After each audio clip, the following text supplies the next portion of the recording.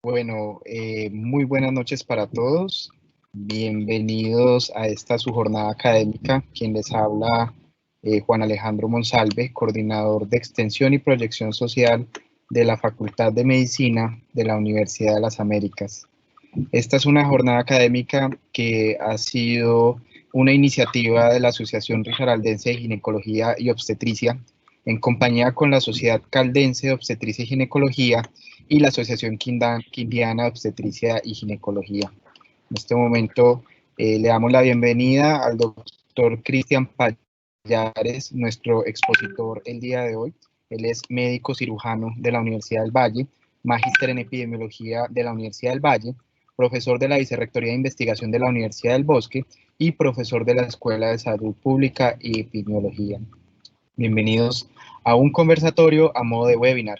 A partir de este momento, la sección de preguntas y respuestas que ustedes podrán ubicar con un icono de preguntas a manera de un globo, lo podrán utilizar para dejar sus preguntas y las mismas serán publicadas a lo largo de este encuentro académico.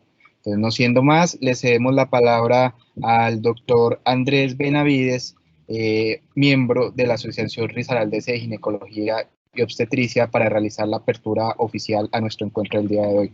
Doctor Benavides, buenas noches. Buenas noches, muchas gracias, doctor Monsalve, por la colaboración de la universidad.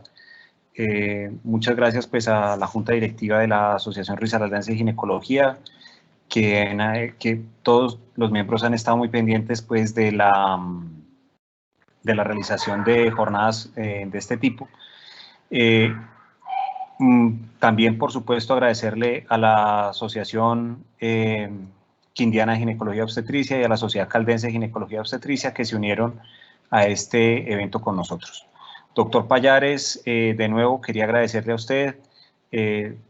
Sabemos que ha tenido una agenda bastante ocupada, que ha tenido muchos eventos por resolver y que nos pudo abrir un espacio para podernos atender.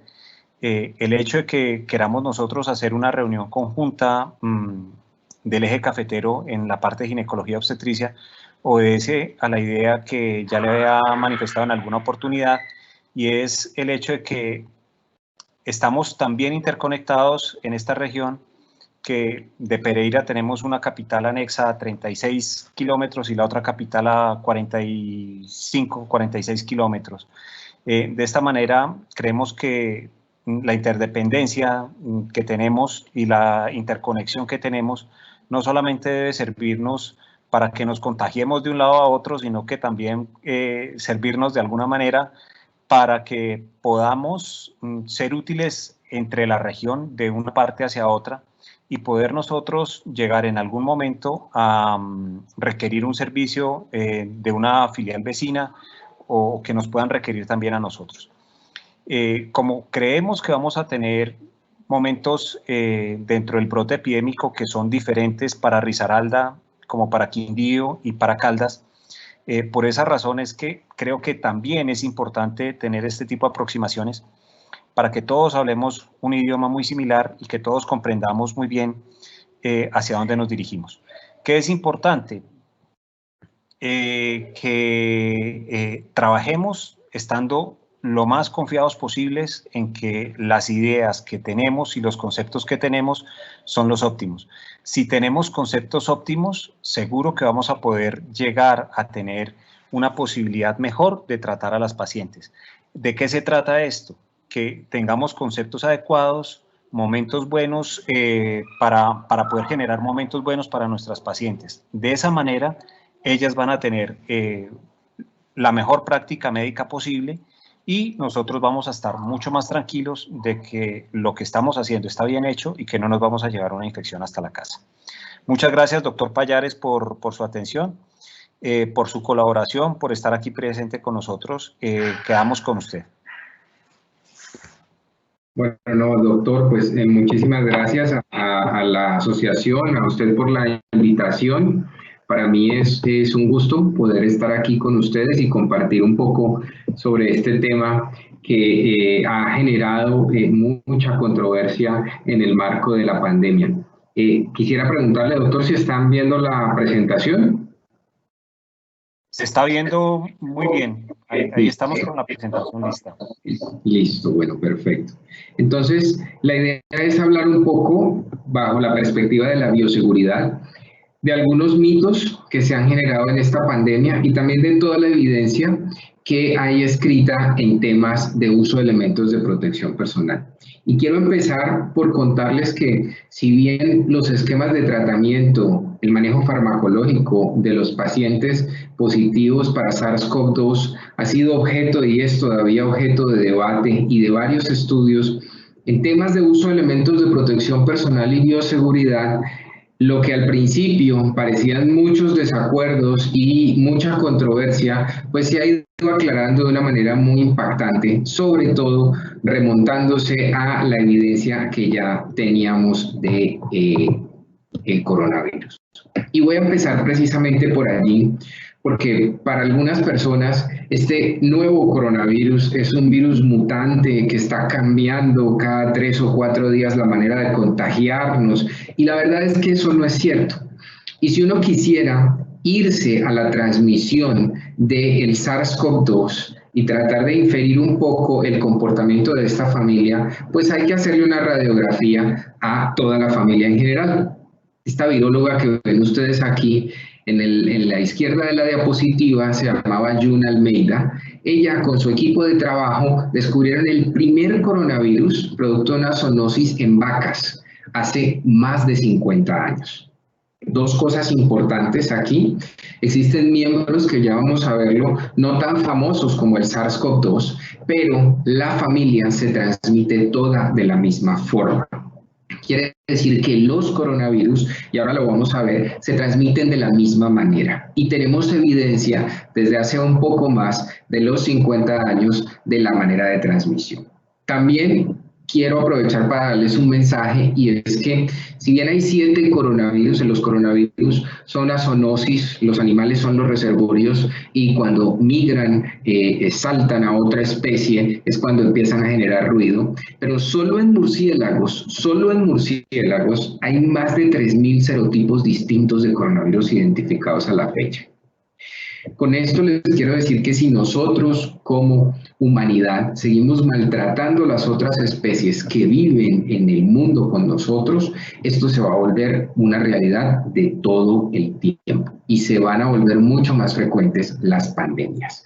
¿Por qué? Porque es una zoonosis y el cambio brusco producto de la deforestación, estos mercados fríos en los países asiáticos donde sacrifican los animales en frente de los comensales, la crianza indiscriminada de animales, todo esto es lo que genera que este tipo de microorganismos migren hacia otras especies.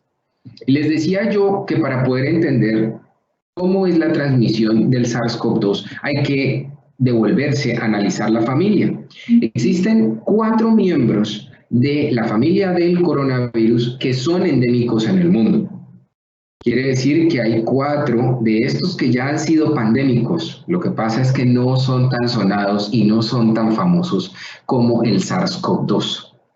Y son endémicos en el mundo, son responsables de hasta el 30% de los cuadros respiratorios en países al norte de Europa. Son endémicos aquí en Colombia también. Para aquellos que alguna vez en un servicio de urgencias hayan querido diagnosticar una infección respiratoria con un panel de FINA-RAI, saben que hay 4 serotipos. Son estos 4 serotipos de coronavirus que son endémicos y se han logrado volver endémicos porque se transmiten. El contagio es muy alto a través del contacto y las gotas, que ahora lo vamos a ver. Entonces, cuando nos preguntemos por qué el SARS-CoV-2 ha logrado ser pandémico y se va a quedar con nosotros como un virus endémico, siempre pensemos que existen otros miembros de esta familia que también lo han logrado. Pero ¿cuál es la diferencia? Y entonces el SARS-CoV-2 es como ese hijo perfecto de estos 7, porque es con un potencial de contagio tan grande como los 4 primeros que les mencioné que son endémicos y con una letalidad que no es la de esos 4 serotipos, que es inferior al 1%, generan cuadros gripales. Aquí el SARS-CoV-2 tiene letalidades que en promedio han oscilado entre el 6, el 7, el 3, el 17, el 15% en los primeros picos de la enfermedad de algunos países. Y hay 2 serotipos de coronavirus que son más letales que el SARS-CoV-2. Son el SARS-CoV-1, que taxonómicamente se parece muchísimo al SARS-CoV-2, que ha generado brotes en Canadá, ha generado brotes en Asia desde el año 2003 y tiene una letalidad de hasta el 10%, y el MERS, que es el más letal de la familia, y tiene una letalidad superior al 30%. Ninguno de ellos ha sido pandémico, y una razón importante por la cual probablemente no han sido pandémicos es que la transmisión en asintomáticos para esos 2 coronavirus es muy baja. Y es la principal diferencia con el SARS-CoV-2, porque el SARS-CoV-2 en asintomáticos, también estos asintomáticos pueden generar transmisión. Ojo, no transmiten igual que un sintomático. Y transmiten en proporciones diferentes dependiendo del tiempo que lleven de incubación del virus. No significa que un asintomático transmita de la misma forma o transmita en la misma proporción la velocidad de contagio. Eso no es cierto. Ya conocemos mucho más del virus para saber que eso no es cierto. Pero entonces, cuando nos preguntemos por qué el SARS-CoV-2 está haciendo lo que está haciendo en el mundo, tengamos presente que es que viene de una familia que es altamente virulenta, que puede contagiar muy fácilmente y que tiene miembros en su familia con letalidades superiores inclusive al 30%. Y en esta pandemia la gente está obsesionada con el aire, pero obsesionada con el aire. Entonces, todo el mundo ve en el aire un posible riesgo en el contagio. Y esa es la razón por la cual uno ve personas en la calle y en los hospitales andando en los pasillos con mascarillas de alta eficiencia N95, personas con máscaras elastoméricas o full face. Pero olvidamos algo que hemos aprendido de los otros coronavirus y de este SARS-CoV-2, y es que el contagio por contacto es superior al 50%. Casi el 70% del contagio se da es por el contacto. Y para ustedes como ginecólogos esto es fundamental, porque en ginecología y obstetricia las secreciones y el contacto son el riesgo más grande de transmisión de infecciones por diseminación cruzada. Entonces el contacto es fundamental, es importantísimo. Ahora, en aquellas personas que tienen síntomas, toser o estornudar va a generar gotas, y si estoy a muy poca distancia, probablemente pueda aerolizar en cierta parte. Esto no está del todo bien descrito, porque los procedimientos que realmente generan aerosoles y son potencialmente infectantes para los trabajadores de la salud, ahora los vamos a discutir, son la intubación, la ventilación mecánica no invasiva, las tracostomías. Pero el resto no va a ser eso. O sea que la transmisión por vía aérea es muy poca y se da en momentos puntuales. Ahora vamos a discutir eso, porque en las personas queda la sensación de que el aire es lo más peligroso, y no. Ojalá fuera el aire lo más peligroso, no tendríamos una tasa de contagio tan alta. El contacto es muchísimo más difícil de manejar. Y recuerden, el asintomático que no tose ni estornuda te va a transmitir la infección por contacto, porque se toca la cara, se toca la nariz, toca las superficies o te toca a ti y después tú te tocas la cara y la nariz. Por esa razón, la práctica más importante por encima de cualquier cosa es el uso del alcohol glicerinado y la higiene de manos. Los seres humanos nos tocamos la cara hasta 500 veces al día. Quiere decir que en la medida en que tú te hagas fricción, pues vas a evitar que lo que agarres de las superficies inanimadas o del paciente entre directamente a tu mucosa o tus conjuntivas. Recuerden que el SARS-CoV-2 no puede atravesar el estrato córneo de la piel, para aquellos que se están colocando doble o triple guante para atender a un paciente de estos. Si a usted se le rompe un guante, cosas que pasan en ginecología muy frecuentemente, pues usted simplemente se lo retira y se fricciona con solución alcohólica. Aquí no estamos hablando de un virus que pueda atravesar el estrato córneo de la piel. De hecho, tener guantes todo el tiempo es un factor de riesgo que aumenta el contagio y ahora lo vamos a ver. Entonces, la práctica más importante es la higiene de manos. A uno le da mucha tristeza ver que en el primer mes de la pandemia la adherencia a la higiene de manos se incrementó de una manera importantísima y ahora en estos meses la adherencia vuelve nuevamente a caer.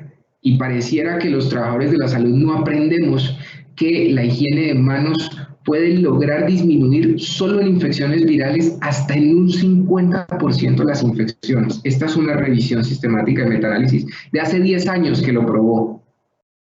Y tengo otra de hace 3 meses que también lo probó. ¿Y le parece a uno muy irónico que tengamos que seguir probando estas cosas en el mundo para que la gente tome conciencia de lo importante que es la higiene de manos? Las soluciones alcohólicas evidentemente van a acabar con el coronavirus. Recordemos que el coronavirus es un virus de RNA que tiene una cápsula lipídica, el alcohol glicerinado perfectamente funciona, y lavarte las manos con agua y jabón también, porque el jabón ozoniza esta capa de lípidos que rodea al coronavirus. Lo único importante es que si te vas a lavar las manos, el tiempo de contacto del jabón debe ser entre 40 y 60 segundos. Por eso es muchísimo mejor usar el alcohol glicerinado y hacerse fricción. Pero recordemos que el contacto entonces era muy importante y miremos cuánto puede sobrevivir el SARS-CoV-2 en el ambiente. Estos son algunos de los primeros estudios que salieron en marzo sobre la sobrevida del coronavirus. Ven ustedes que pueden ser horas, inclusive pueden ser días. Está claro actualmente que el coronavirus no va a sobrevivir más que algunas de las bacterias que tenemos en el ambiente intrahospitalario. Una Acinetobacter baumannii puede sobrevivir semanas, un Clostridium difficile puede sobrevivir meses en una pared. Y aquí está claro que no tenemos, que no tenemos esas horas de sobrevida, pero sí sabemos que puede sobrevivir algunas horas en el ambiente. Y este fue uno de los primeros estudios que reafirmó en la gente esa obsesión por el aire. Es un estudio que fue publicado en el New England Journal of Medicine, en el cual, en un diseño experimental, comparando SARS-CoV-2 con SARS-CoV-1, se dan cuenta ustedes que aquí tenemos al SARS-CoV-2 en rojo, el SARS-CoV-1 en azul. Son estos dos que taxonómicamente se parecen muchísimo. Pues se encuentra que la vida media en el aire podría ser de 1.1 horas y las titulaciones en el aire podrían estar hasta 3 horas. Y entonces la gente se metió esto en la cabeza y ya asumieron que el virus podía sobrevivir 3 horas en el aire. Y no se pusieron en la tarea de ir más al detalle del estudio para darse cuenta que aquí se habla muy bien de que la temperatura y la humedad relativa de este diseño experimental, esto no fue en un hospital, ha sido controlada y que las corrientes de aire se evitaron para que el virus pudiera quedar suspendido en el aire. Y eso es importante tenerlo presente porque surgieron estudios después que demostraron que efectivamente el SARS no puede quedarse tanto tiempo en el aire. Este es un estudio de los asiáticos que generó muchísima controversia hace unos un mes y medio más o menos. Lo terminaron de publicar en julio. Y ellos agarran una unidad de cuidado intensivo y una sala de aislamiento y encuentran que el coronavirus podía estar en el aire. Pero hay un hallazgo más importante que eso y ya les voy a decir por qué. Encontraron que el coronavirus estaba en su gran proporción en el piso. Quiere decir que el piso es el sitio quizás más peligroso en aquellos lugares donde tengamos hacinamiento de pacientes. Y aquí hay algo importante y es que las muestras de aire que tomaron, esto es una aspiradora, que ustedes lo ven aquí, en este tipo de estudios hay que ir siempre al detalle. Los toman, esta es una cama de esas habitaciones de cuidado intensivo y miren que la aspiradora la ponen media hora a que aspire por debajo del nivel de la cama del paciente. ¿Qué aspiró la aspiradora? Pues el virus que estaba en el piso, pero no lo colocan en los inyectores del aire arriba, que es donde uno necesita saber si el virus realmente se puede sostener. Y esta es una de las más importantes cosas por las cuales, en términos de aislamiento, estos pacientes no se aíslan por vía aérea, sino por contacto y por gotas. Recordemos que la tuberculosis, el sarampión y la varicela se aíslan por vía aérea porque el virus puede quedar suspendido e inclusive las corrientes de aire no lo inestabilizan, pero aquí la situación es distinta. Y entonces vienen los italianos, y esto es una experiencia de los italianos en unidad de cuidado intensivo, donde ellos muestran que no solamente no encontraron SARS-CoV-2 en el aire, sino que el que encontraron en algunas áreas de la unidad era totalmente inviable. Quiere decir que ya no contagiaba, lo cual corrobora el tema de que la temperatura y la humedad relativa realmente afectan la sobrevida del virus y pueden disminuir su sobrevida bastante tiempo. Hay algo importante que tenemos que saber antes de entrar aquí en el ámbito de las precauciones, y es que los asiáticos también hicieron un estudio muy interesante, que es la famosa teoría de las microgotas, donde ellos muestran que cuando tú estás hablando a menos de 1 metro de distancia con una persona, 50 centímetros, se puede generar algo de aerosol que puede ir hacia la otra persona, pero que bastará con abrir una ventana y generar una corriente de aire para que la corriente de aire haga que el coronavirus se precipite al piso. Esta evidencia es muy sólida entonces para mostrar que el aislamiento por vía aérea es inefectivo y que van a ser situaciones en las cuales los aerosoles pueden generarnos problemas. La primera recomendación en términos de infraestructura es, si usted tiene un aire acondicionado mini split, tiene que apagarlo porque esos aires no tienen recambio, el aire no recambia, sino que recircula todo el tiempo, no tienen filtros. Y si usted tiene un área como una sala de partos, por ejemplo, donde usted puede abrir una ventana, adelante, hágalo, porque cualquier mínima corriente de aire va a inestabilizar el virus. Recordemos que si esto requiriera aislamiento por vía aérea, yo necesitaría habitaciones de presión negativa, y ese no es el punto. Entonces, tanto la OPS como la OMS, como el CDC, como la investigación desde hace muchos años en coronavirus, ha mostrado las precauciones que se utilizan aquí son precauciones por contacto y precauciones por gotas. Esto significa que usted no necesita estar usando todo el tiempo una mascarilla de alta eficiencia para atender a estos pacientes. Lo digo porque es la práctica equivocada más común que hemos visto en la pandemia. Las personas se ponen una N95 y se quedan todo el turno con una mascarilla de alta eficiencia. Eso está demostrado que no funciona. Ahora les voy a mostrar la evidencia. Pero estos pacientes en general deberían manejarse con una mascarilla quirúrgica, una careta con visor, una bata impermeable y unos guantes. Aquí, para ustedes ginecólogos, es importante tener en cuenta que la bata siempre debió haber sido impermeable, porque uno a veces se encuentra, y nos ha pasado con algunos ginecobstetras que han usado batas de tela. Las batas de tela no funcionan en ustedes porque las secreciones y los fluidos son demasiados. Siempre tienen que ser batas impermeables. Esto no es por coronavirus, igual que el uso de la careta. Siempre, en el caso de un expulsivo, por ejemplo, hay que colocarse una careta. ¿Por qué? Porque es que ustedes están muy expuestos a las secreciones y los fluidos. ¿Listo? Y la exposición a las secreciones y los fluidos es la forma de contagio más frecuente. Entonces es muy importante, no solo por coronavirus, sino en general para cualquier otra cosa, el uso de los elementos de protección personal acorde con el riesgo de las precauciones. Empecemos hablando de las precauciones por contacto. Tanto las precauciones por contacto como las precauciones por gotas han demostrado que efectivamente protegen. Hay varias revisiones sistemáticas y metaanálisis que lo han demostrado. Y en términos de contacto, el pilar fundamental es una bata, que para ustedes siempre va a ser una bata impermeable. Las batas de tela probablemente las van a poder utilizar para el control del trabajo de parto de una paciente, pero en un expulsivo o en un procedimiento quirúrgico van a tener que usar una bata impermeable y los guantes.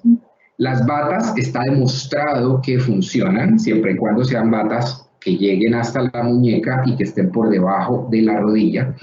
Y esto sí que es importante tenerlo presente, no solo por coronavirus, sino que siempre ha sido así, es que las batas son de un solo uso. Las batas no se reusan, no se juegan en perecheros y se cambian cada 8, cada 12, cada 16 horas. Eso no lo inventamos nosotros los latinoamericanos. pero eso no puede hacerse así porque las batas se contaminan en la región abdominal. Cada vez que tú te colocas una bata, inmediatamente contaminas la región abdominal. Lo que sigue después de esto va a ser que te vuelves un vector y sigues contaminando todo alrededor. Entonces, para aquellos que se están colocando una bata para atender a los pacientes y se quedan con la bata todo el turno, lo estás haciendo peor. Estás volviéndote un vector y vas a terminar contaminando no solamente el ambiente, sino que adicionalmente estás aumentando tu riesgo de contagio, porque en medio de esos momentos ustedes se pueden tocar la bata y después tocarse la cara. El uso de los guantes puede proteger hasta casi un 70% el riesgo de contagio, pero esto sí que es importante tenerlo presente. Esta es una revisión sistemática de metaanálisis, la más grande que hay publicada en el mundo con respecto a guantes, más de 2.000 estudios hablando solo de guantes, y muestra que desde que te pones un guante, la contaminación es superior al 50%. O sea, una vez usted tenga puesto un guante ya se va a ir a contaminar. El retiro ocurre adecuado solo hasta en un 64% y hay transmisión cruzada para hongos, virus y bacterias en más de un 20%. Y el peligro más grande es que una persona enguantada baja su higiene, su adherencia a higiene de manos. Una persona enguantada no se fricciona. Para aquellos que se están friccionando con alcohol glicerinado encima de los guantes, es una práctica totalmente equivocada. La textura de los guantes no está diseñada para soportar soluciones alcohólicas al 70%. Eso es un error. Y los guantes deben usarse exclusivamente con el paciente. Para aquellos que se sientan después en la historia clínica sistematizada a escribir con guantes o que se enguantan absolutamente para todo. Es clarísimo que fuera del ambiente extrahospitalario está totalmente contraindicado utilizar guantes. Es terrible porque eso aumenta el riesgo de contagio de la gente. Y en el ambiente hospitalario solamente cuando estén con los pacientes. Por la especialidad que ustedes tienen, es muy frecuente utilizar guantes. Usted no va a necesitar doble ni triple par de guantes. Usted puede creer que eso le va a dar más seguridad, pero eso no tiene ninguna evidencia científica. Una cosa es uno cómo maneja el miedo y otra que tenga evidencia científica. Y eso evidencia científica no tiene absolutamente ninguna. Recuerden, si a uno se le rompe un guante manejando un paciente sospechoso positivo, uno se fricciona las manos con solución alcohólica y el problema es el contacto. El problema no va a ser la sangre, por ejemplo, si te chuzas con un paciente con coronavirus. No funciona de esa manera. El riesgo es inferior al riesgo de adquirir VIH, que de por sí es un riesgo muy, muy pequeño. Miremos las precauciones por gotas. En las precauciones por gotas, importante tener en cuenta el uso de la careta y el uso de la mascarilla quirúrgica. La protección ocular funciona. Yo, como habiendo trabajado en prevención y control de infecciones todo el tiempo, me aterra mucho que la gente no use la protección ocular. Ustedes saben que antes de la pandemia pocas personas realmente usaban protección ocular, pero la protección ocular funciona y es quizá de las cosas que más evidencia científica tiene al respecto. Para ustedes, sin lugar a dudas, tener una careta con visera es fundamental, no solo para coronavirus, para todo en general, porque las secreciones y los fluidos corporales que se dan en medio de un expulsivo, por ejemplo, son muchísimos y hasta en trabajo de control del parto puede ocurrir cualquier accidente de riesgo biológico. Y recuerden que las precauciones las usa uno dependiendo del riesgo que tú estás pensando que pueda ocurrir en los pacientes. Entonces es fundamental tenerlo presente. Esta es una revisión sistemática de metaanálisis publicada hace menos de 3 meses en Lancet que lo corrobora, tanto para el coronavirus como para otros miembros de la familia de coronavirus, tanto para el SARS-CoV-2 como para otros miembros, y muestra que la protección ocular funciona. Ojo, no podemos extrapolar estos resultados a la población en general, porque uno ve a todo el mundo con caretas, con visera afuera en la calle, y eso es totalmente inapropiado, porque esto hay que limpiarlo cada vez que lo utilices. Si tú entras 20 veces a revisar a un paciente, 20 veces hay que limpiar la careta. Y para ustedes en ginecología sí que es cierto. ¿Por qué? Porque cualquier salpicadura, cualquier cosa, debe limpiarse. Y esto se limpia y se desinfecta con una mezcla de detergente y tensoactivo, que puede ser amonio cuaternario. Nadie en la calle va a limpiar una careta. Entonces van a aumentar ese riesgo de contagio porque van a tener un fómite adicional que van a estarlo tocando. Y la evidencia en las caretas no es en estudios poblacionales, es en pacientes sintomáticos donde hay riesgo de secreciones o fluidos a menos de 1 metro de distancia. Así es la evidencia de esta revisión sistemática y metaanálisis, y hay que tener en cuenta este aspecto. Bueno, yo quisiera de pronto, si tienen algunas preguntas, no sé, doctor Benavides, hacemos una pausita aquí antes de hablar de este que es un tema súper controversial de la mascarilla quirúrgica versus la N95 y hacemos algunas preguntas. Muchas gracias. Preguntas tengo muchas que ya por aquí me han hecho llegar. Hay varias, entonces le voy a ir comentando un poquito lo que tenemos. Me dicen aquí, doctor, para la consulta externa, ¿utilizo bata de tela o no utilizo bata de tela? Bueno, para la consulta externa, la primera pregunta que yo haría es, ¿vas a hacer consulta externa con sospechosos y confirmados?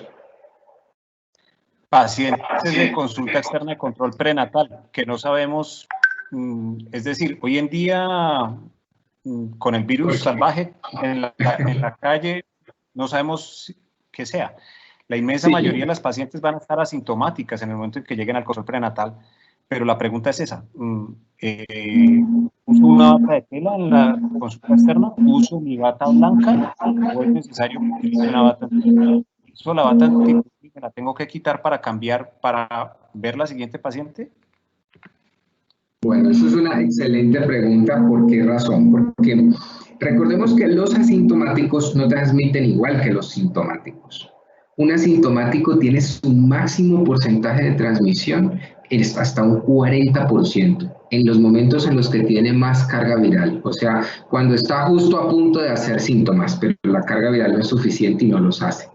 En el resto de las oportunidades va a oscilar entre ese 10 y un 40%. Entonces no podemos asumir que un asintomático te va a contagiar igual que alguien que venga con síntomas. El segundo punto es, si ustedes van a usar una bata, lo que van a hacer es que se van a poner una bata y van a atender toda la consulta con la misma bata.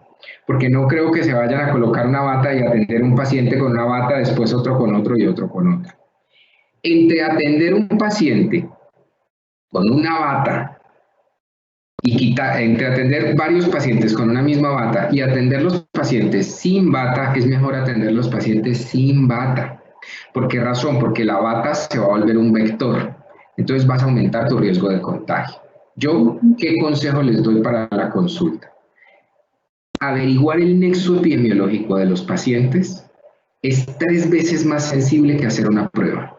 Empecemos por allí. O sea que un buen interrogatorio a un paciente perfectamente puede darte parte de si eso no es sospechoso. Si un paciente tiene antecedente o historia de estar en contacto con sospechosos, de estar en contacto con gente sintomática, ese tipo de personas, de tener su pareja enferma, por ejemplo, ese tipo de personas son personas sospechosas. Y a nosotros, y esto es una experiencia personal, nos ha ocurrido que los pacientes que más mentiras dicen son los de ginecología, después de los trabajadores de la salud, curiosamente. Los pacientes en ginecología nos ha pasado de todo porque la gente dice una cantidad de mentiras para que dejen entrar al familiar, para que lo atiendan, para que no haya restricciones. Entonces, en consulta externa, si tú tienes un paciente de estos sospechoso y quisieras usar una bata, recordemos que la bata la van a usar solo para el examen y que si van a usar esa bata, tiene que ser una bata por paciente. Esto no es negociable y yo sé que es doloroso. Y ustedes se preguntarán, ¿y ustedes cómo hacen en Imbanaco, por ejemplo, que es donde yo trabajo? Las batas son por paciente. Lavamos una cantidad de batas al día, porque es que la norma es esa, ¿ya? Si no, tú tendrías que aprender muy bien a ponerte la bata y a quitártela para que no te vayas a contaminar y estás a riesgo de hacerlo. Mi consejo es, evalúen hasta qué punto necesitan la bata, porque recuerden que una buena higiene de manos y un uso correcto de una mascarilla quirúrgica es perfecto. Si el paciente que llega a tu consulta tiene una mascarilla y es una mascarilla adecuada, o sea, es una mascarilla impermeable, no una de tela no impermeable, porque si es una de tela no impermeable, quítesela y póngale una impermeable. Si usted le coloca una mascarilla al paciente, usted tiene una mascarilla, usted tiene buena higiene de manos y le dice al paciente que se haga una higiene de manos, las probabilidades de contagio serías un contacto estrecho no protegido si esa persona podría enfermarse, teniendo en cuenta que igual el riesgo es mínimo. Pero piensen en que ponerse una bata todo el tiempo va a aumentar el riesgo de contagio de una manera importante. Se los digo porque uno a veces ve a la gente que se pone la bata y hacen todo con la bata. Esa bata está más contaminada y eso es un riesgo importante. Ahora, que si es de tela o es impermeable, en consulta externa probablemente la bata de tela podría funcionar, ¿no? Salvo que vayas a hacer algún tipo de procedimiento o algo donde el riesgo de secreciones o fluidos sea mucho, en ese caso la recomendación sería una bata impermeable. Ok. Me hacen esta pregunta. Aquí, doctor, en la consulta externa de control prenatal necesito usar traje de mayo, bata antifluidos, mascarilla, guantes y gorro. No veo necesidad de gorro, bata ni de guantes, pero eso es lo que me indican que debo usar. Sí, más adelante les voy a hablar de eso. No, uno no tiene que ponerse monotrajes. Esas personas que ven ustedes con esos monotrajes, esos overoles que son de cuerpo entero, esos overoles o monotrajes fueron un daño que nos hicieron los videos de los asiáticos, donde ustedes veían a los asiáticos que se ponían ropa sobre ropa sobre ropa. Salió una revisión sistemática de metaanálisis en Cochrane hace menos de 2 meses, muy buena, que reúne la evidencia de los últimos 10 años con respecto al uso de elementos de protección personal y de este tipo de equipos de protección individual, que son los monotrajes o los overoles. No quedó demostrado que esto disminuya el riesgo de contagio, pero lo que sí quedó demostrado es que aumenta el riesgo de contagio en los trabajadores de la salud al quitárselo. O sea que cuando te lo quitas, ahí estás aumentando el riesgo de contagio. Lo otro es que nosotros adaptamos el protocolo de lo que vemos en ébola o en riesgo químico. En realidad, en riesgo químico es donde los monotrajes se han usado desde el 80. Y para ébola, pero las personas que usan esto no se lo quitan nunca. Usted no se puede poner un traje de esos y cada vez que le dé por ir al baño, quitárselo, bajárselo y después volver a subírselo, y no, porque estás generando una contaminación cruzada enorme. Otra cosa que también les puede beneficiar mucho en la consulta externa es no se coloquen la bata de médico. Porque estas batas, primero, los médicos no lavamos esa bata. Eso sí, no la van a lavar todos los días. Entonces, si ustedes se pueden ir con pijamas pijamas de mayo, como los uniformes, entre menos cosas tengan, mucho mejor. Y las mujeres, por ejemplo, pashminas, sacos, accesorios largos, nada de eso, porque esos son más fuentes de contacto con el medio externo. Entonces, eso les va a generar muchísimo más contagio. Y el cabello recogido. El uso de polainas en consulta externa, eso lo único que va a aumentarle es el riesgo de que se caigan. Las polainas siempre han sido muy cuestionadas, de hecho están cuestionadas en el ambiente quirúrgico desde hace mucho tiempo.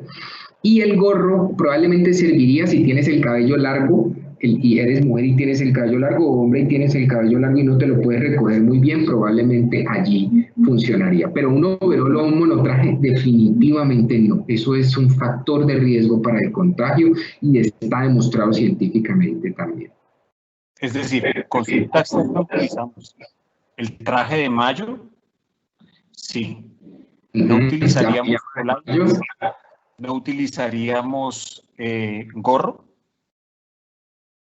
Salvo que tengan el cabello largo y no se lo puedan recoger. Vale. Guantes. Guantes si cuando vamos toquen. a pasar un espéculo o hacer un tacto vaginal, entonces no. No se coloquen guantes, porque se enguantan y empiezan a tocar todo alrededor. Y la mascarilla va a ser una mascarilla quirúrgica. Una mascarilla quirúrgica. ¿Protección ocular en consulta externa? Yo la protección ocular en consulta externa no la consideraría si mi paciente tiene una mascarilla quirúrgica adecuada. ¿Por qué razón? Porque, es muy difícil. Claro, cuando no tenga el paciente una mascarilla quirúrgica adecuada, mi consejo es póngale una de las que tienen en el consultorio. ¿Por qué? Porque alguien con una mascarilla de tela que no sea impermeable, si tose o estornuda va a contaminarte el ambiente y puede contagiarte a ti enfrente. Sobre todo porque va a haber mucha proximidad. Entonces miren que esa sí es una inversión que se justifica. Agarrar una mascarilla y decirle, venga, señora, quítese esa, por favor póngase esta, que esta es impermeable, esta sí le ayuda. Y si es un paciente sospechoso, definitivamente tienen que cambiarle la mascarilla, o sea, sin pensarlo. Es por el bien de ustedes, no es ni siquiera por el paciente, es por el bien de ustedes, porque un paciente de esos sí en algún momento tose o estornuda, y si eso no está en la impermeable, todo eso va a salir hacia ustedes y va a contaminarles el ambiente y puede caer en la cara de ustedes. Perfecto. Hay una pregunta que me mandaron que fue muy explícita en el sentido de casualmente las mascarillas de las pacientes. Yo tengo es que me mandaron inclusive la foto y me mandaron qué uso, qué le digo a la señora que se ponga. Hay un ginecólogo que se leyó muy bien un artículo sobre mascarillas y me decía, ¿qué mascarilla le digo a la señora que se ponga? Es que llegan a mi consultorio con mascarillas sucias, con mascarillas que uno se da cuenta que la han usado con mugre, o mascarillas de tela que parecen estar limpias, pero esas mascarillas ¿funcionan o no funcionan? Porque aparentemente lo que uno quisiera es, colóquese la mascarilla para protegerme, así como yo me coloco la mascarilla para protegerla a usted, señora, colóquese usted una mascarilla para protegerme a mí. ¿Qué mascarilla le debo poner a una paciente en el momento de la consulta externa? Bueno, idealmente esas pacientes, sí, idealmente esas pacientes deben tener una mascarilla que puede ser de tela, siempre y cuando sea de tela impermeable. ¿Qué significa esto? Que si tú le echas gotas de agua por ambos lados, el agua no filtre. Si no es tela impermeable, y ustedes lo van a notar porque la tela impermeable o la tela laminada brilla, como los uniformes. Si ustedes ven que la tela no brilla, no es una tela impermeable. Una mascarilla de tela no impermeable es no tener absolutamente nada. ¿Ya? ¿Por qué razón? Porque cualquier tos, estornudo o inclusive tener muy cerca a la persona en que esté hablando, las partículas pueden atravesar la tela. O sea que para esas pacientes lo ideal sería una mascarilla de estas lavables impermeables o una mascarilla quirúrgica. Mucho ojo con las pacientes que llegan a consulta externa con elementos de protección personal. Una persona que llegue enguantada, con una careta, esas son las personas más peligrosas para nosotros. ¿Por qué? Porque esas personas no saben manejar los elementos de protección personal. Entonces piensen cuánto tiempo llevan enguantados. Llevan enguantadas muchísimo tiempo, o sea, tienen una cantidad de contaminación en los guantes que van a llegar a contaminar el consultorio. Y adicionalmente, si tienen una careta, no saben cómo limpiarla. Las personas creen que eso se puede limpiar con alcohol al 70. El alcohol es un desinfectante, el alcohol fija la mugre, no sirve para limpiar, sirve para desinfectar, pero para limpiar y desinfectar primero hay que limpiar. Entonces, un consejo es que tengan como norma dentro del consultorio y dentro de la consulta externa, que las pacientes, si vienen con guantes, se los tienen que quitar y friccionarse las manos. Y no pueden venir con caretas y tienen que venir con su mascarilla quirúrgica y ya.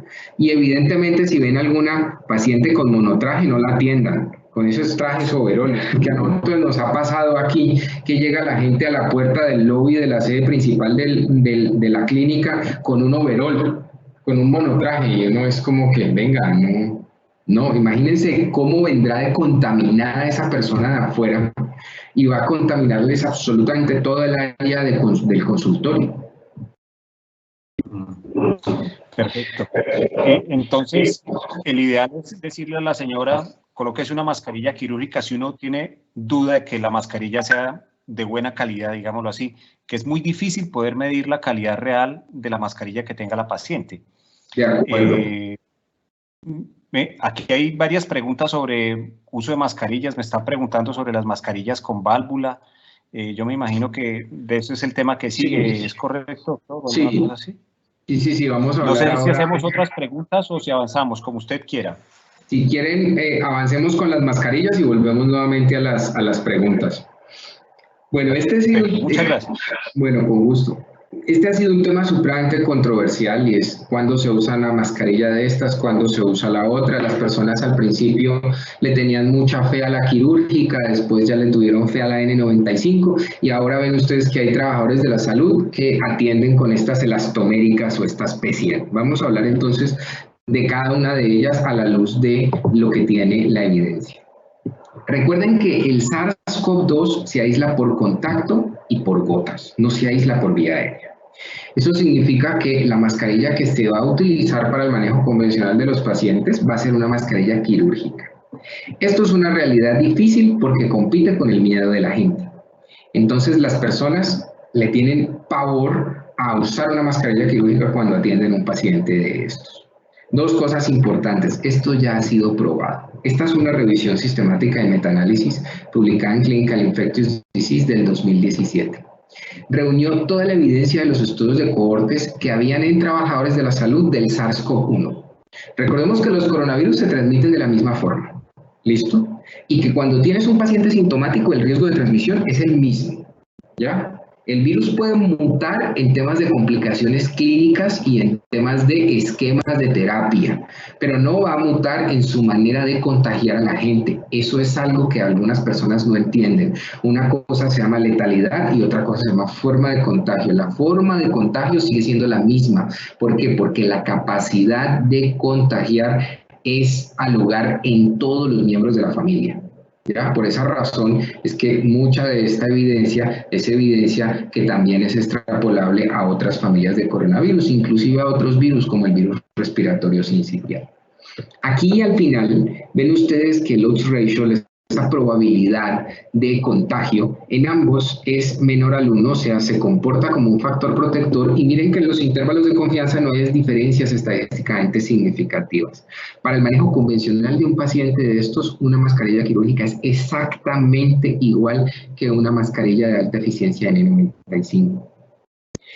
Vamos a ver ahora que usar una mascarilla de alta eficiencia N95 tiene problemas y complicaciones, pero esto ya probado en más de una oportunidad. Esta es otra revisión sistemática de metaanálisis, ya más viejita que la que les mostré, que muestra cómo el uso de la mascarilla quirúrgica para infecciones virales, incluyendo infecciones por coronavirus, funciona perfectamente y se comporta como un factor protector.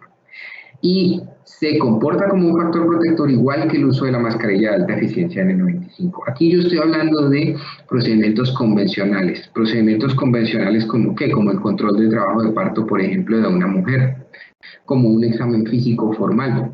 Ya no estoy hablando de intubación, de ventilación con presión positiva, no estoy hablando de ese tipo de situaciones. Y este es la última revisión sistemática de metaanálisis al respecto, publicada en Lancet, que también mostró que para coronavirus las mascarillas quirúrgicas y las mascarillas de alta eficiencia funcionan. Entonces, para aquellos que todavía tengan dudas sobre que una mascarilla quirúrgica no protege, sí protege. Protege una. No se pongan dos mascarillas quirúrgicas, una encima de otra. Eso no tiene ningún sentido, no sirve absolutamente para nada. Y he visto mucho que otras personas también se colocan mascarillas de alta eficiencia y se ponen una quirúrgica encima, que para cubrirla de alta eficiencia. Bueno, hay 3 warnings, 2 de esos son del CDC y otro de la Sociedad de Seguridad de Salud en el Trabajo, que muestran que hacer esto disminuye la eficacia de la mascarilla de alta eficiencia. Entonces, por creer que lo están haciendo mejor, en realidad no lo estás haciendo mejor y estás comprometiendo la eficacia de la mascarilla. Esta es una revisión sistemática de metaanálisis de ensayos clínicos controlados e incluyendo coronavirus que no mostró diferencias estadísticamente significativas para el manejo convencional de los pacientes con quirúrgica o con mascarilla de alta eficiencia. La conclusión es que las dos funcionan y que no hay diferencias estadísticamente significativas entre una y la otra para el manejo convencional del paciente. Quiere decir que si tú estás muy obsesionado con ponerte mascarillas de alta eficiencia todo el tiempo, pues esa práctica no está aumentándote, no está disminuyéndote el riesgo. Pero ahora vamos a ver que sí aumenta el riesgo de contagio entre los trabajadores de la salud, les voy a mostrar por qué. Pero ¿qué pasa con aerosoles? es porque ustedes dirán, Cristian, pero es que en un expulsivo pueden haber aerosoles. Recuerden, las condiciones de infraestructura son fundamentales. Asegure algo de corriente de aire, abra la ventana. Evidentemente, si yo tengo una paciente sospechosa o positiva y estoy en un expulsivo, probablemente tenga que utilizar una mascarilla de alta eficiencia. Eso no significa que una mascarilla quirúrgica no te protegiera, pero no vas a tener que usar una mascarilla de alta eficiencia absolutamente para todo el control del trabajo de parto de ese paciente. Los procedimientos que generan aerosoles y que tienen algún nivel de evidencia son la intubación, la ventilación no invasiva, la traqueostomía y la ventilación manual antes de la intubación. El resto es producto del pánico de la gente. Y no hay literatura que sustente que con esos otros procedimientos generadores o potencialmente generadores de aerosoles alguien se contagie. Ahora les voy a mostrar los hallazgos inclusive en cirugía. Pero entonces sí es claro que hay algunas cosas donde una mascarilla de alta eficiencia sí es necesaria para un paciente sospechoso o positivo.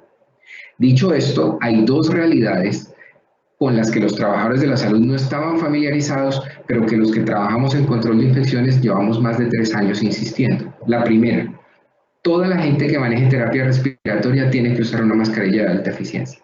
Eso no es por la pandemia. Eso fue un warning que sacó el CDC hace un poco más de los 4 años y medio. ¿Por qué? Porque encontraron que los fisioterapeutas se incapacitaban mucho por cuadros infecciosos y por cuadros virales, respiratorios, y la razón es por eso. Y para los anestesiólogos que hacen intubación endotraqueal siempre tienen que usar una mascarilla de alta eficiencia. No es por la pandemia. Miren lo paradójico del uso de elementos de protección personal. Estas cosas estaban desde antes, pero nos bastó pensar que estábamos al borde de la muerte con una pandemia para empezar a hacer caso a muchos lineamientos que desde hace años ya se habían dicho.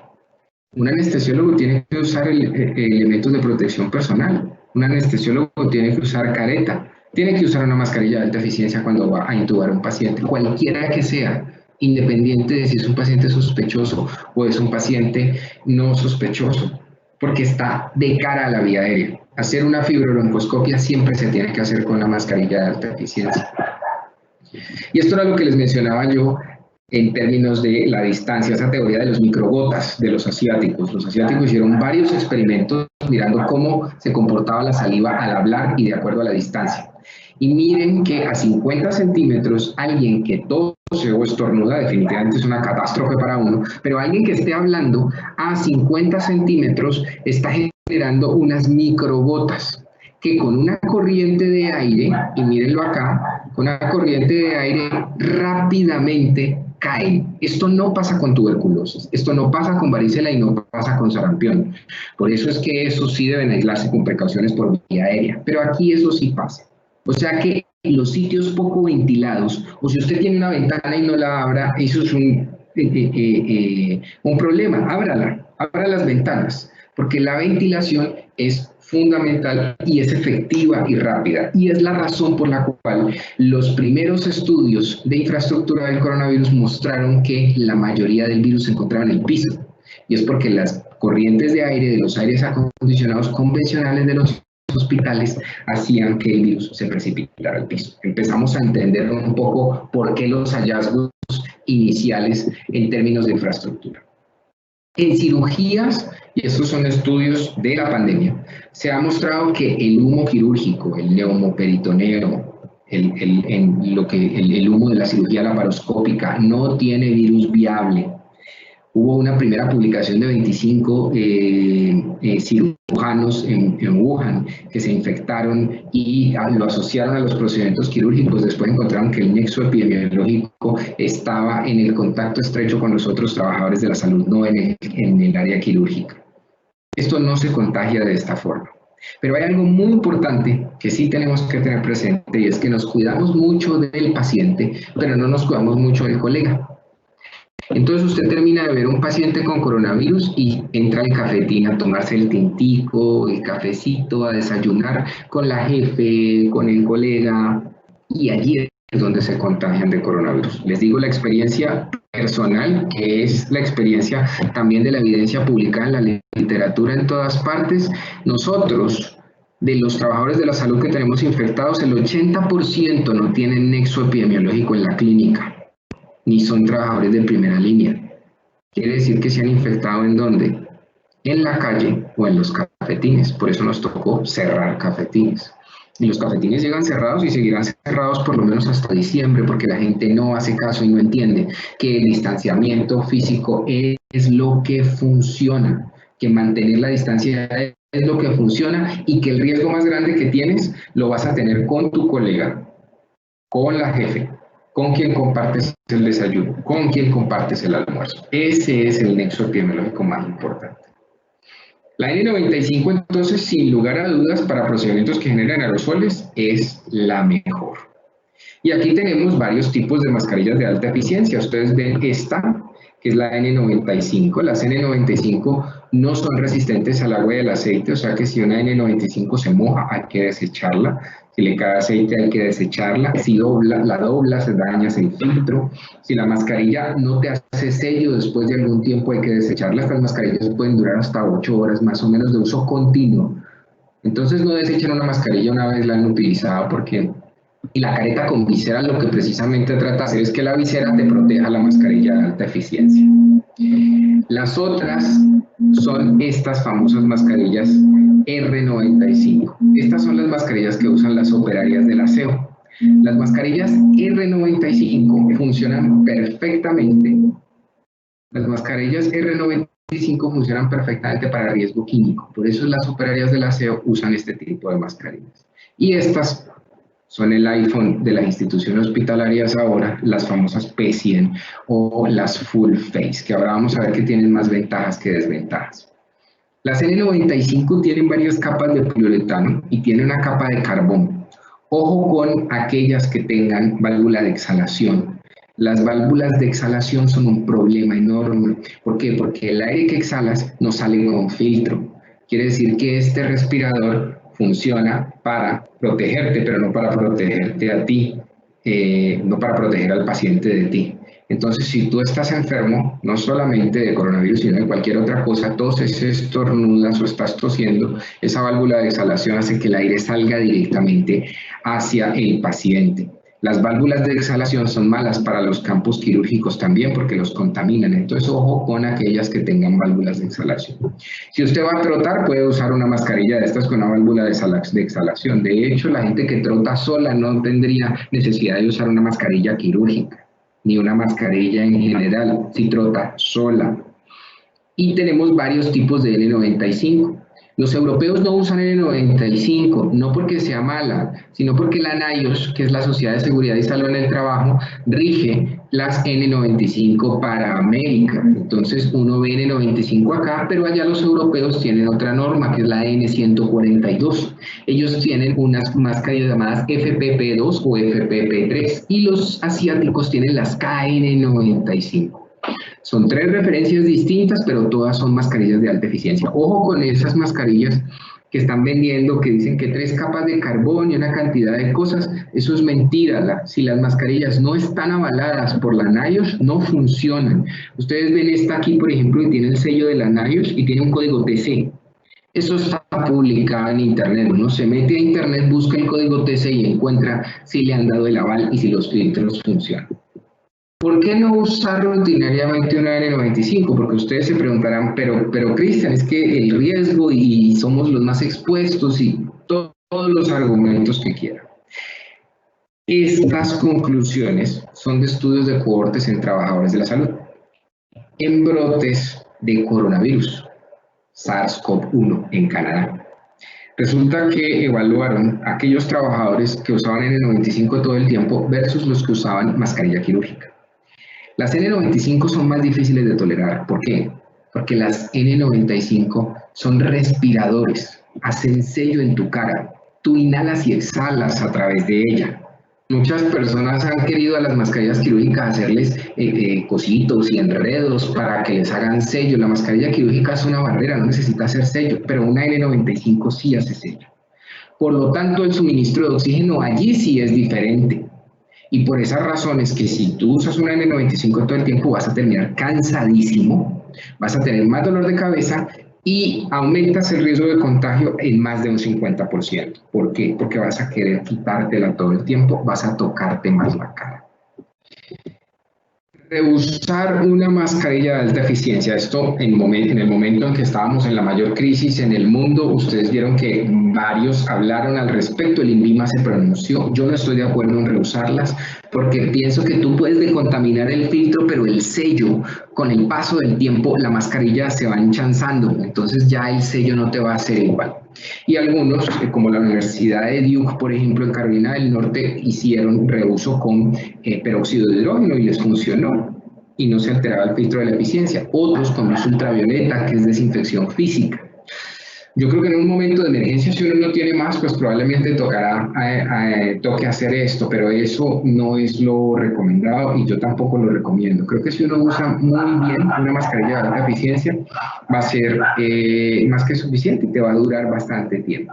Estas son las dos posibles opciones que les mencionaba, la luz ultravioleta a 40 minutos con entre 180 a 200 longitudes de onda funciona perfectamente, o el peróxido de hidrógeno a 400 partes por millón. Esto nunca se debe hacer. Lavar la mascarilla, pues eso disminuye la eficiencia en más de un 20%. Y estas son las famosas máscaras full face o las máscaras PECIA, que no están aprobadas en el ambiente hospitalario. Tienen válvulas de exhalación. Esto es una válvula de exhalación que ustedes ven aquí. Aquí hay otra válvula de exhalación. Esas válvulas de exhalación, como les digo, contaminan los campos quirúrgicos. Algunos cirujanos entonces le ponen una mascarilla quirúrgica a la mascarilla, a la full face. Eso no está bien. Y adicionalmente, miren todas las cuerdas, todos los cauchos que tiene. Eso hay que limpiarlo entre paciente y paciente. Si tú no lo limpias entre paciente y paciente, no lo estás haciendo bien porque se vuelve un foaming de adicional. Algunas personas dicen, no, pero es que Cristian, es que las P100 son al 100% de la filtración y el coronavirus es muy chiquito y una N95 no va a funcionar. Para esas personas que hablan eso o que dicen eso, la evidencia científica de las mascarillas N95 es de hace mucho tiempo. Ustedes ven, me perdonan el tamaño de la letra, pero ven publicaciones de este año como publicaciones de 1980 y pico. Eso se ha estudiado desde hace años, muchos años.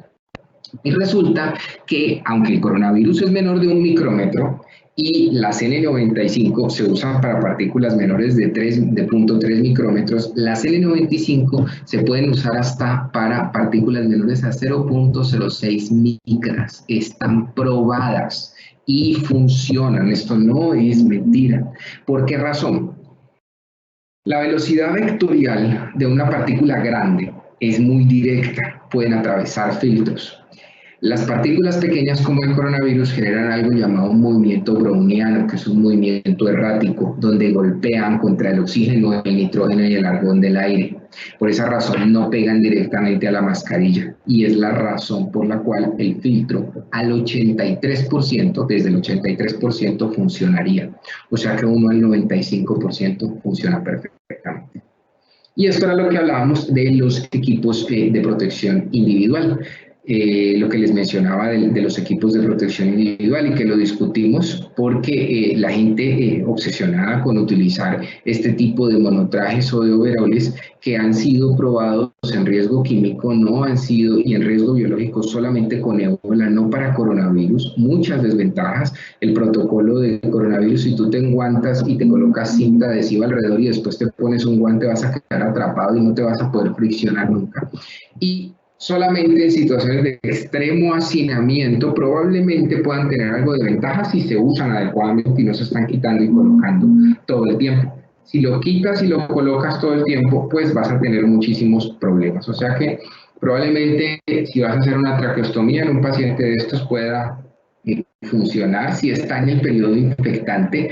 Recordemos que los pacientes dejan de transmitir después del día 14 de la aparición de síntomas y máximo día 21 en aquellos que han estado críticamente enfermos. Más allá de eso, aunque un paciente tenga una prueba positiva, no va a ser transmisor.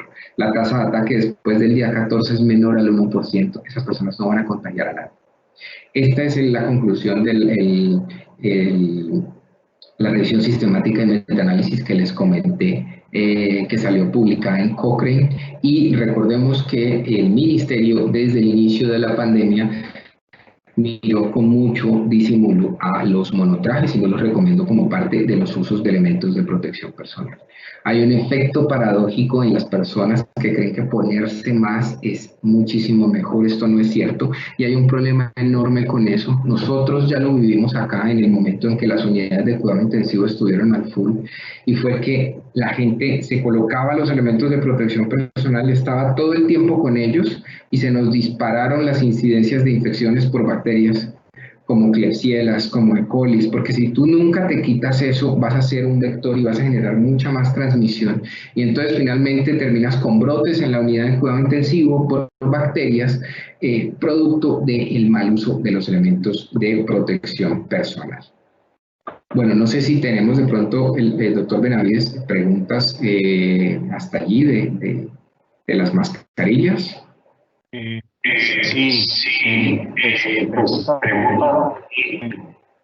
muchas que llegaron por una vía. Entonces, una pregunta con respecto a los válvulas que referimos, de acuerdo a lo que vimos, el concepto sería entonces que la válvula sería útil para la persona que la utiliza, pero para las personas que están alrededor de ellas sería perjudicial. ¿Es eso correcto? El audio, doctor, creo que su audio está cerrado.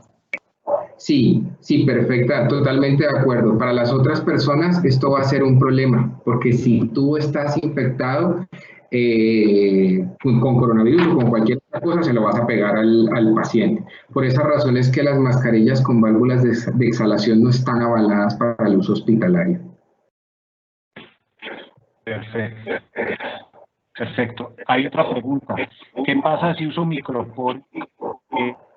Porque me lo hace la pregunta me la está haciendo un ginecólogo que dice, ¿me tengo que colocar el micropor o no me tengo que colocar el micropor? ¿Pierde eficiencia la mascarilla o la N95, cualquiera de las dos, si utilizo el micropor? Digamos que con el micropor hay dos problemas. El primero es que aumenta el riesgo de lesiones por cizallamiento. O sea, aumenta el riesgo de fricción. Y si te lo estás colocando en la nariz, esto va a aumentar el riesgo de lesiones en la piel. Lo segundo es que dependiendo de cómo lo uses, sí puede de pronto alterar el sello. ¿Qué cosas alteran el sello? Ese tipo de apósitos, por ejemplo, la barba altera el sello. Si están muy barbados, si tienen que usar una mascarilla de alta eficiencia, eso puede alterar el sello. Para la quirúrgica probablemente no haya ningún problema, pero para una mascarilla de alta eficiencia, sí. O sea que si están usando mascarillas de alta eficiencia no deben tener la barba poblada porque eso va a afectarlos. Y yo pensaría que no deberías usar el micropore porque eso puede aumentar el riesgo de lesiones en la piel. Vale, muy bien. Aquí tengo otra pregunta. Creo que yo tengo retorno, pero no sé cómo hago para quitarlo, pues.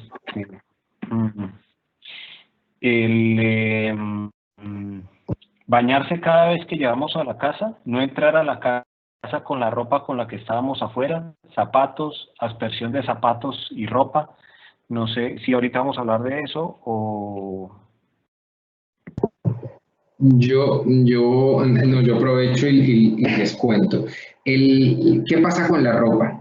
Hay alguna literatura gris que no ha sido muy concluyente, pero esto es una buena práctica no por coronavirus, sino en general. Cuando uno llega de la clínica, uno tiene que quitarse la ropa con la que viene de la clínica. Eso es definitivo. Y debería ser una práctica para que la hagan de por vida. Yo en lo personal nunca me acuesto ni estoy en los sitios de mi casa con el uniforme con el que he venido de la clínica. Con respecto a los zapatos, idealmente los zapatos se les puede hacer una limpieza y desinfección, puede ser con 16 centímetros de hipoclorito, de Clorox blanco, en 1 litro de agua, eso da más de 1000 partes por millón. Idealmente los zapatos, uno sí tratar de quitárselos a la entrada de la casa para no andar en toda la casa con los zapatos ni con la ropa. Con respecto a bañarse, no, la verdad es que la evidencia es muy poca. Algunas personas lo hacen, no me parece una recomendación descabellada, pero sí lo que es importante es friccionarte muy bien las manos y los antebrazos con alcohol glicerinado y probablemente lavarte la cara, que sean los sitios más expuestos, eso funciona, después de friccionarte obviamente las manos. Vale. Tengo una pregunta a una doctora. Yo hago controles prenatales y hago turnos en sala de partos. Me recojo el cabello, pero no sé si al llegar a casa todos los días debo lavarme o no el pelo. Para las mujeres eso es fundamental, pensar si se tienen que lavar o no el pelo todos los días, pero entonces, bueno, ¿qué hacemos con eso? No, con recogértelo estaría. Con recogerte el cabello estaría. Y si de pronto ustedes usan los gorritos estos que se colocan normalmente, si se coloca un gorro de esos y lava todos los días el gorro, no tendría que lavarse el cabello. Pero si tienes el cabello suelto, sí. Sí, porque ahí sí van a haber problemas. No solo por COVID, ¿no? Respecto a las máscaras, que era el tema que estábamos tratando, me dicen, la clínica me indican colocarme una mascarilla quirúrgica encima de la N95. ¿Lo debo usar de esta manera entonces? Sí, no se debe utilizar. No, y no lo digo yo. O sea, lo dicen las sociedades científicas que han estudiado estos elementos de protección personal durante años. Eso es una mala práctica. Eso es una mala práctica porque interfiere la eficacia del filtro. La máscara se usa o una o la otra. Igual que aquellos que, por ejemplo, se colocan doble tapabocas y ese tipo de cosas, no, eso no está bien. Si te vas a poner la alta eficiencia, te la pones solita. La careta con visera te va a proteger. Lo ideal es tener una careta con visera que le cubra a uno la cara. Y si te vas a colocar una mascarilla quirúrgica, es una sola también. Vale. Aquí hay otra pregunta. Me dicen, en el hospital me están dando 4 mascarillas N95 para el mes, con el propósito de que use una cada día y al 5.º día pueda reutilizar la que utilicé el primer día, guardándola en una bolsa de papel. ¿Esto es útil o no es útil? Ese es un método para usar mascarillas de alta eficiencia que se inventaron los italianos en la pandemia. Entonces ellos las marcan y lo que hacen es, digamos, para evitar que la mascarilla se exponga tanto, usarla seriadamente en la semana. Yo personalmente no estoy de acuerdo con eso. ¿Por qué razón? Porque vas a tener 4 mascarillas que cuidar, no una sola. Entonces vas a estar manipulando las 4 muchísimo más tiempo. Sí es adecuado guardarla en las bolsas de papel craft, en estas bolsas de panadería, porque si se guardan en bolsas plásticas el filtro se daña. Entonces sí se puede hacer así, pero yo te recomendaría que las 4 las fueras utilizando contando el tiempo. Entonces la primera son 8 horas de uso continuo, cuando acaben esas horas de uso continuo ya vas a usar la otra y luego la otra y la otra. 4 mascarillas de alta eficiencia en un mes. No podría decir si es mucho o poco, porque dependiendo del área donde vayas a trabajar, si estás trabajando en un área COVID, definitivamente es muy poco, pero si no estás trabajando en un área COVID, puede ser más que suficiente. Lo que pasa es que la sala de partos también, es decir, es para médicos que atienden partos, en donde se generan aerosoles, es decir, no sé. Sí, digamos que allí la usarían, el uso más grande de estas mascarillas estaría en el expulsivo, que es, digamos, donde probablemente en una sospechosa positiva se puedan generar aerosoles, pero el resto del manejo convencional se va a hacer con mascarilla quirúrgica.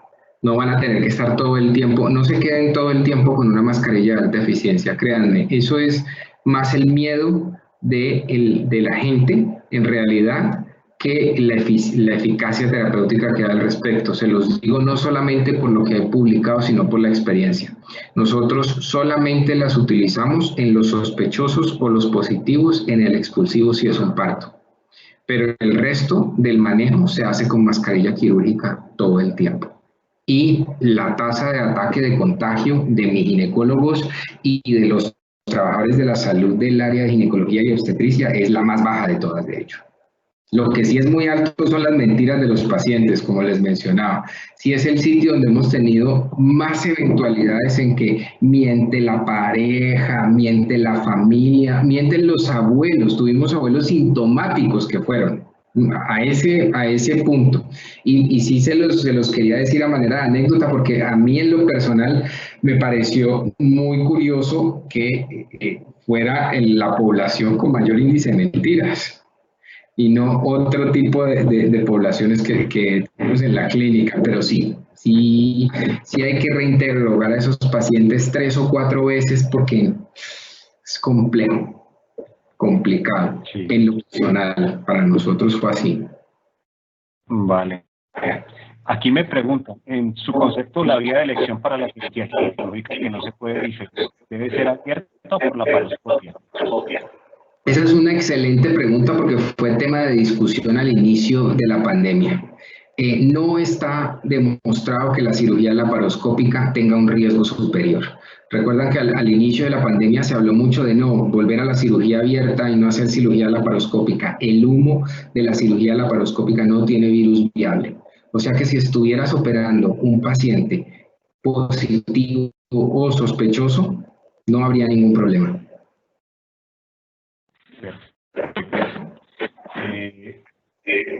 Aquí tengo otra pregunta. Me dicen,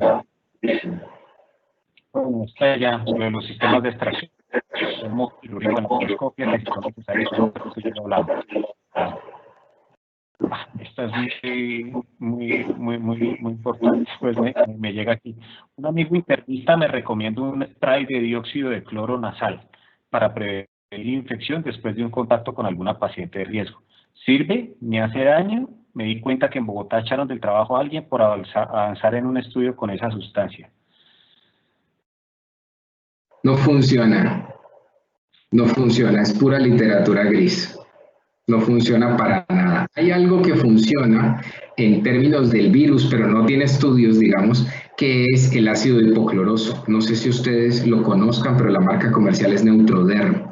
Uno usa eso para curar heridas que están colonizadas por bacterias multidrogoresistentes, pero no tiene eficacia terapéutica y no, definitivamente ningún derivado de clorados en la vía aérea. Los casos de quemaduras sí están notificados, ¿no? Y es alarmante. Entonces, no, eso no está recomendado. Perfecto. ¿Seguimos con preguntas o usted tiene algo más, doctor? Como usted quiera.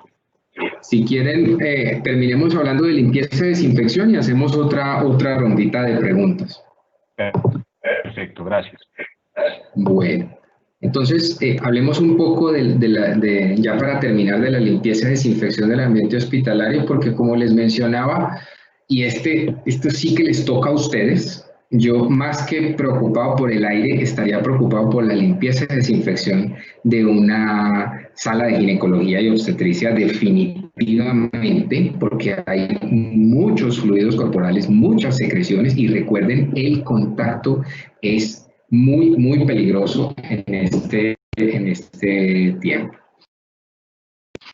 Y para el ambiente, la recomendación es tener dicloroisocianato de sodio o cloro orgánico. El derivado clorado tiene un espectro mayor a los amonios cuaternarios, aunque los amonios cuaternarios funcionan para virus encapsulados como el coronavirus. Para equipos y dispositivos biomédicos hay que usar limpieza y desinfección. Idealmente pueden tener algunos paños aquí. Estos son los que nosotros usamos, son Saniclean White, son unos paños que tienen detergente, que es un tensoactivo, y un desinfectante que es amonio cuaternario. Limpien y desinfecten sus equipos y dispositivos, límpianlos y desinfectenlos. Eso es algo que siempre debimos haber hecho también. Y yo en este punto siempre he sido muy incisivo. Gracias a Dios, en los últimos 3 años en la organización le trabajamos muy duro a este aspecto porque en el momento de la pandemia fue perfecto. Tener una clínica que uno garantice que tiene un buen proceso de limpieza y desinfección no solo impacta para otro tipo de infecciones, para coronavirus, sí que es cierto que también las superficies de alto toque y los protocolos de limpieza y desinfección de los equipos y los dispositivos biomédicos. Esta es una de las presentaciones del dicloroisocianato de sodio, son tabletas que se diluyen en 1 litro de agua, dan 1000 partes por millón y funcionan perfecto.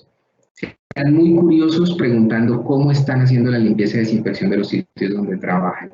Eso es vital y este es el tema más abandonado que hay en las clínicas, la limpieza y desinfección del ambiente hospitalario. También con qué se limpia. ¿Ya? Aquí ven ustedes el tiempo en horas versus el porcentaje de liberación de desinfectantes cuando es con microfibra y con celulosa y algodón. Dense cuenta que la microfibra entrega muy bien el desinfectante al área y es la razón por la cual se prefiere por encima de la celulosa y del algodón. Eso está mandado a recoger. Agarrar las batas que tienen rotos, las sábanas que tienen rotos y hacer trapos con eso para limpiar y desinfectar es una práctica terrible. Y este es el mejor momento en aras de esta pandemia para aprovechar y darle un giro total a eso. Lo mismo que la limpieza y desinfección bajo esta dinámica, usando los mismos insumos para limpiar 10, 15 cuartos. A ustedes sí que les afecta esto porque las secreciones y los fluidos pues se ven muchísimo para la especialidad de ustedes. Y evidentemente eso debe de pasar por un lavado, una limpieza industrial. No es que la señora del aseo ahí en el lavamanos limpie la microfibra o el dulceabrigo que tenga, que es peor, recuerden, la microfibra es la elección, y que con eso siga limpiando absolutamente toda la unidad. Debe haber un código de colores para no terminar limpiando la mesa del paciente con lo que limpiaste el sanitario del paciente. Y finalmente, ya para volver a la sesión de preguntas final, lo más importante en esta pandemia son estas 3 cosas. La distancia, que es el pilar fundamental, el uso correcto de una mascarilla quirúrgica y la higiene de manos. No crean que porque tienen una mascarilla se le pueden acercar a la gente, porque el contacto sigue presente. El distanciamiento físico es el pilar de esto, funciona muy bien, pueden disminuir la tasa de contagio hasta en más de un 75%. Está demostrado, esto es uno de los últimos informes del Colegio Imperial de Londres y esta es una revisión sistemática de metálisis publicada en Lancet, que muestra que inclusive en familiares de casos positivos el distanciamiento físico a más de 1 metro funciona perfectamente. Esta es la lección más difícil de entender, porque precisamente lo que queremos hacer es presionar para volver a una normalidad, olvidando de que el virus no entiende de nuevas normalidades ni de problemas económicos y lo que busca es replicarse. Si bien una vez que baje el primer pico de los muchos picos que vamos a tener hasta que no frenemos este ciclo con una vacuna, miren la curva de España, miren la curva de Francia y dense cuenta que están nuevamente subiendo. Lo que ha cambiado es la mortalidad, probablemente, y esto son varias teorías alrededor, probablemente porque las mutaciones hacen que el virus pierda esa virulencia, esa letalidad, pero el contagio sigue siendo exactamente igual. Y en un sistema de salud, tener trabajadores contagiados es igual a incapacidad y es igual a perder la operación de la clínica. O sea que en nuestra segunda fase, después de pasar el primer pico, ya el problema no va a ser que se nos mueran los trabajadores de la salud o que tengamos falta de unidades de cuidado intensivo. Probablemente lo que se nos viene después es que se nos incapaciten demasiado los trabajadores de la salud porque quieren seguir haciendo su vida normal y porque además los contagian las otras personas que están creyendo que van a volver a la normalidad en una pandemia, que la pandemia que menos ha durado 18 meses en el mundo, y pues esto no va a funcionar así. Pasamos entonces a la otra sesión de preguntas. Mi conclusión más importante es, por favor no divulguen información que no tenga un soporte epidemiológico importante. Tenemos que estar idealmente en una zona de crecimiento donde uno pone sus talentos al servicio de las personas que lo necesitan y no en una zona de miedo, donde nos dejamos influir por la desinformación de la gente. Eso es vital y para nosotros como trabajadores de la salud sí que es cierto que es totalmente mandatorio. Bueno, sigamos entonces, si quiere, doctor Benavides, con las últimas preguntas y respondemos.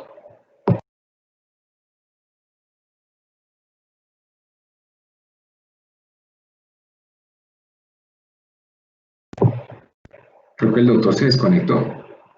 ¿Se le cayó la señal? No, Bueno, aquí estoy. Ah, Me había quedado sin encender el audio y el video, qué pena. Me dicen, Doc, he leído que si se tiene contacto por más de 15 minutos hablando, se convierte en una maniobra de riesgo alto para contagio. Para la consulta externa de primera vez de control prenatal empleo 30 minutos y a veces más. La paciente muchas veces trae tapabocas sucios o en mal estado. ¿Qué me aconseja? ¿Hablar menos? ¿Puedo exigir un tapabocas quirúrgico a la IPS para la paciente? Eso en parte ya lo hablamos, pero creo que es importante esto de los tiempos, sobre todo la pregunta por lo de los tiempos que están mencionando. si tú tienes una mascarilla quirúrgica y la otra persona también, o sea, si las dos mascarillas son buenas, puedes hablar más de 15 minutos con una paciente, eso se considera un contacto estrecho protegido. ¿Por qué? Porque tienes tus elementos de protección personal. Ahora, si ese no es el caso, sí serías un contacto estrecho no protegido, porque la otra persona no tiene una mascarilla. Piensen en una persona que no tiene una mascarilla y está tosiendo enfrente de uno, ¿ya? Vas a hacer un contacto estrecho no protegido. Uno podría estar, hemos tenido casos de cirujanos donde uno de los cirujanos se contagia y estuvo en el momento en que tenía síntomas o un día antes de que tenía síntomas en una cirugía de alta complejidad al lado de otro cirujano. Les estoy hablando de situaciones de 2 horas y media, 3 horas. No lo configura como un contacto estrecho no protegido porque ambos tienen elementos de protección personal. O sea que si tu paciente, que el consejo sería, pídele a la IPS que por favor te entregue una mascarilla para cambiársela al paciente. Y si tu paciente y tú tienen una mascarilla quirúrgica, pueden hablar media hora y no van a hacer un contacto estrecho no protegido. Vale, muy bien. Aquí me preguntan, 8 horas de uso continuo de N95. ¿Y a las cuántas horas hay que cambiar la mascarilla quirúrgica convencional? La recomendación para cambiar la mascarilla quirúrgica es más o menos cada 2 horas. No porque se dañe el filtro, sino porque nos tocamos mucho la cara. No sé si lo han podido ver, pero a mí me ha tocado ver a personas que tocan 30 veces la cara en menos de 5 minutos tratando de decirle algo a uno. La gente empieza a movérselo porque incomoda, molesta, la gente se lo quita, se lo baja. Entonces uno recomienda que periódicamente se esté cambiando la mascarilla por lo menos cada 2 horas, pero más por la contaminación de la gente al tocarla. Vale. Me preguntan aquí, ¿aplica lo de consulta externa para realizar ultrasonidos obstétricos y transvaginal? Esa es una muy buena pregunta, sí. Sí, porque si tu paciente tiene una mascarilla y tú tienes una mascarilla, solamente que evidentemente para una eco transvaginal sí necesitas ponerte guantes, ¿no? Y en la gran mayoría de situaciones, pero piénsenlo en que la bata y los guantes ahí no es por COVID, es que siempre debió ser así. ¿Por qué? Porque el riesgo de secreciones o fluidos en una eco transvaginal es importante. Entonces es más por eso que en realidad por coronavirus. Para eso sí vas a tener que usar tus guantes y vas a tener que usar una bata. Por el riesgo de secreciones. Siempre evalúen el riesgo de las secreciones o los fluidos en los pacientes. No por COVID, porque es que son precauciones estándar. Muy bien, me preguntan, ¿aire acondicionado en la consulta externa se puede? Yo preferiría apagarlo y abrir la ventana, porque generalmente en la consulta externa ese aire acondicionado va a ser un mini split, entonces el aire va a estar recirculando todo el tiempo. Yo lo apagaría y abriría la ventana. Sí, en ese mismo orden de ideas tengo otra pregunta que dice, el consultorio donde veo control prenatal está poco ventilado y me dicen que es preferible no usar aire acondicionado. ¿Es cierto que es peor? El problema es estos sitios que son poco ventilados. Sí. Y que no hay una ventana, digamos. ¿Ahí qué hacer? Ahí es complicado. Yo no usaría el aire, definitivamente no lo usaría. No lo usaría porque vas a tener recirculación todo el tiempo del aire. Entonces no va a ser una corriente de aire, sino que el aire recircula. O sea que eso sí hace que el virus se mantenga todo el tiempo arriba. ¿Ya? Yo trataría de hablar con la IPS para que ubiquen para que ubiquen un consultorio que por lo menos tenga ventana o algo que esté más aireado, o espaciaría el tiempo de consulta entre los pacientes. Esta otra pregunta es con respecto a desinfección. ¿Usar alcohol para superficies funciona o no funciona? No funciona. El alcohol es un desinfectante y para un buen proceso de limpieza y desinfección se necesita primero limpiar, o sea, necesitas primero usar un tensoactivo. ¿Han visto que cuando uno usa alcohol a veces quedan las superficies opacas? Es como si uno revolcara la mugre allí con el alcohol. Y es una práctica que la gente utiliza mucho. Usan el alcohol para limpiar, pero el alcohol es un desinfectante, no sirve para limpiar. Sirve para desinfectar, pero no para limpiar. Perfecto. Con nosotros tenemos también a los presidentes de la Asociación Caldense de Ginecología y de la Sociedad Caldense de Ginecología y de la Asociación Quindiana de Ginecología y Obstetricia, que son el doctor Richard Orozco y la doctora Natalie Jurado. No sé si están por aquí para que nos levanten la mano si tienen alguna pregunta desde... Ahora, he leído preguntas que no sé de dónde vienen, la inmensa mayoría son preguntas que vienen anónimas, entonces presumo que hay algunas que vienen de cualquiera de los 3 departamentos, pero quisiera ver si por aquí están alguno de ellos para que nos comuniquen a ver si les han pasado alguna pregunta en específico a ustedes. Natalie o Richard. Hola, Doc, buenas noches a todos, muchas gracias por acompañarnos. No, Doc, hasta ahora por este lado no hemos recibido preguntas, creo que las habían mandado directamente, porque por este lado Caldas no tenemos preguntas. Muchas gracias. Vale, muchas gracias, Natalie. Richard, ¿estás por aquí o...? Creo que estaba, pero no se pudo conectar como invitado directamente, como moderador, sino hacia el... Bueno, creo que va a estar un poquito más difícil en esta parte. Ana María, ¿tienes alguna otra pregunta? ¿Tú que me las has estado enviando? Anita. Hola, buenas noches a todos, ¿cómo están? Pues hay dudas, están por aquí haciendo una pregunta y dicen que ¿por qué tanta dificultad en identificar el pico epidemiológico? Que se ha dicho no, mayo, no, junio, no, julio, septiembre. Me han estado pasando ese tipo de preguntas por el chat hasta el momento. Bueno, esa es una pregunta muy interesante y es yo partiría de varias cosas. Lo primero es que nosotros hemos mezclado estrategias y también hemos sido objeto de la indisciplina. Entonces, esos son dos insumos que generan que evidentemente la velocidad de contagio cambie, ¿ya? Ustedes ven que en España, en Italia, los picos, los primeros picos, ojo, porque esto no es un pico, o sea, esto vamos a hacer muchos picos, pero el primer pico de España, el primer pico de Italia son muy claros, porque ellos definitivamente no estaban preparados y no sabían absolutamente nada qué hacer.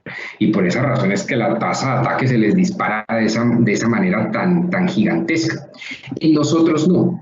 Nosotros tuvimos la ventaja de ver el reflejo de los europeos para poder tomar alguna serie de medidas. Y también hicimos una cuarentena estricta inmediatamente. Ahí funcionó mucho que los latinoamericanos nos asustamos de una manera enorme. Ustedes ven que en las primeras semanas de la cuarentena fue realmente una cuarentena. Las calles estaban totalmente desiertas. Yo he estado presencial todo el tiempo en la clínica y pues se demoraba unos 3 minutos en llegar a la clínica porque no había absolutamente nadie en la calle. Al ir teniendo indisciplina y al ir empezando a abrir las cosas, evidentemente la tasa de ataque cambia. Y esa es la razón por la cual no en todas partes de Colombia estamos en este momento en pico. En algunas ya se está descendiendo el primer pico, en otras se está empezando a llegar el primer pico. Y lo hablábamos de pronto ahora con los doctores antes de empezar el evento, y la verdad es que uno el pico lo va a poder identificar cuando empiecen a bajar los casos y en retrospectiva se devuelva.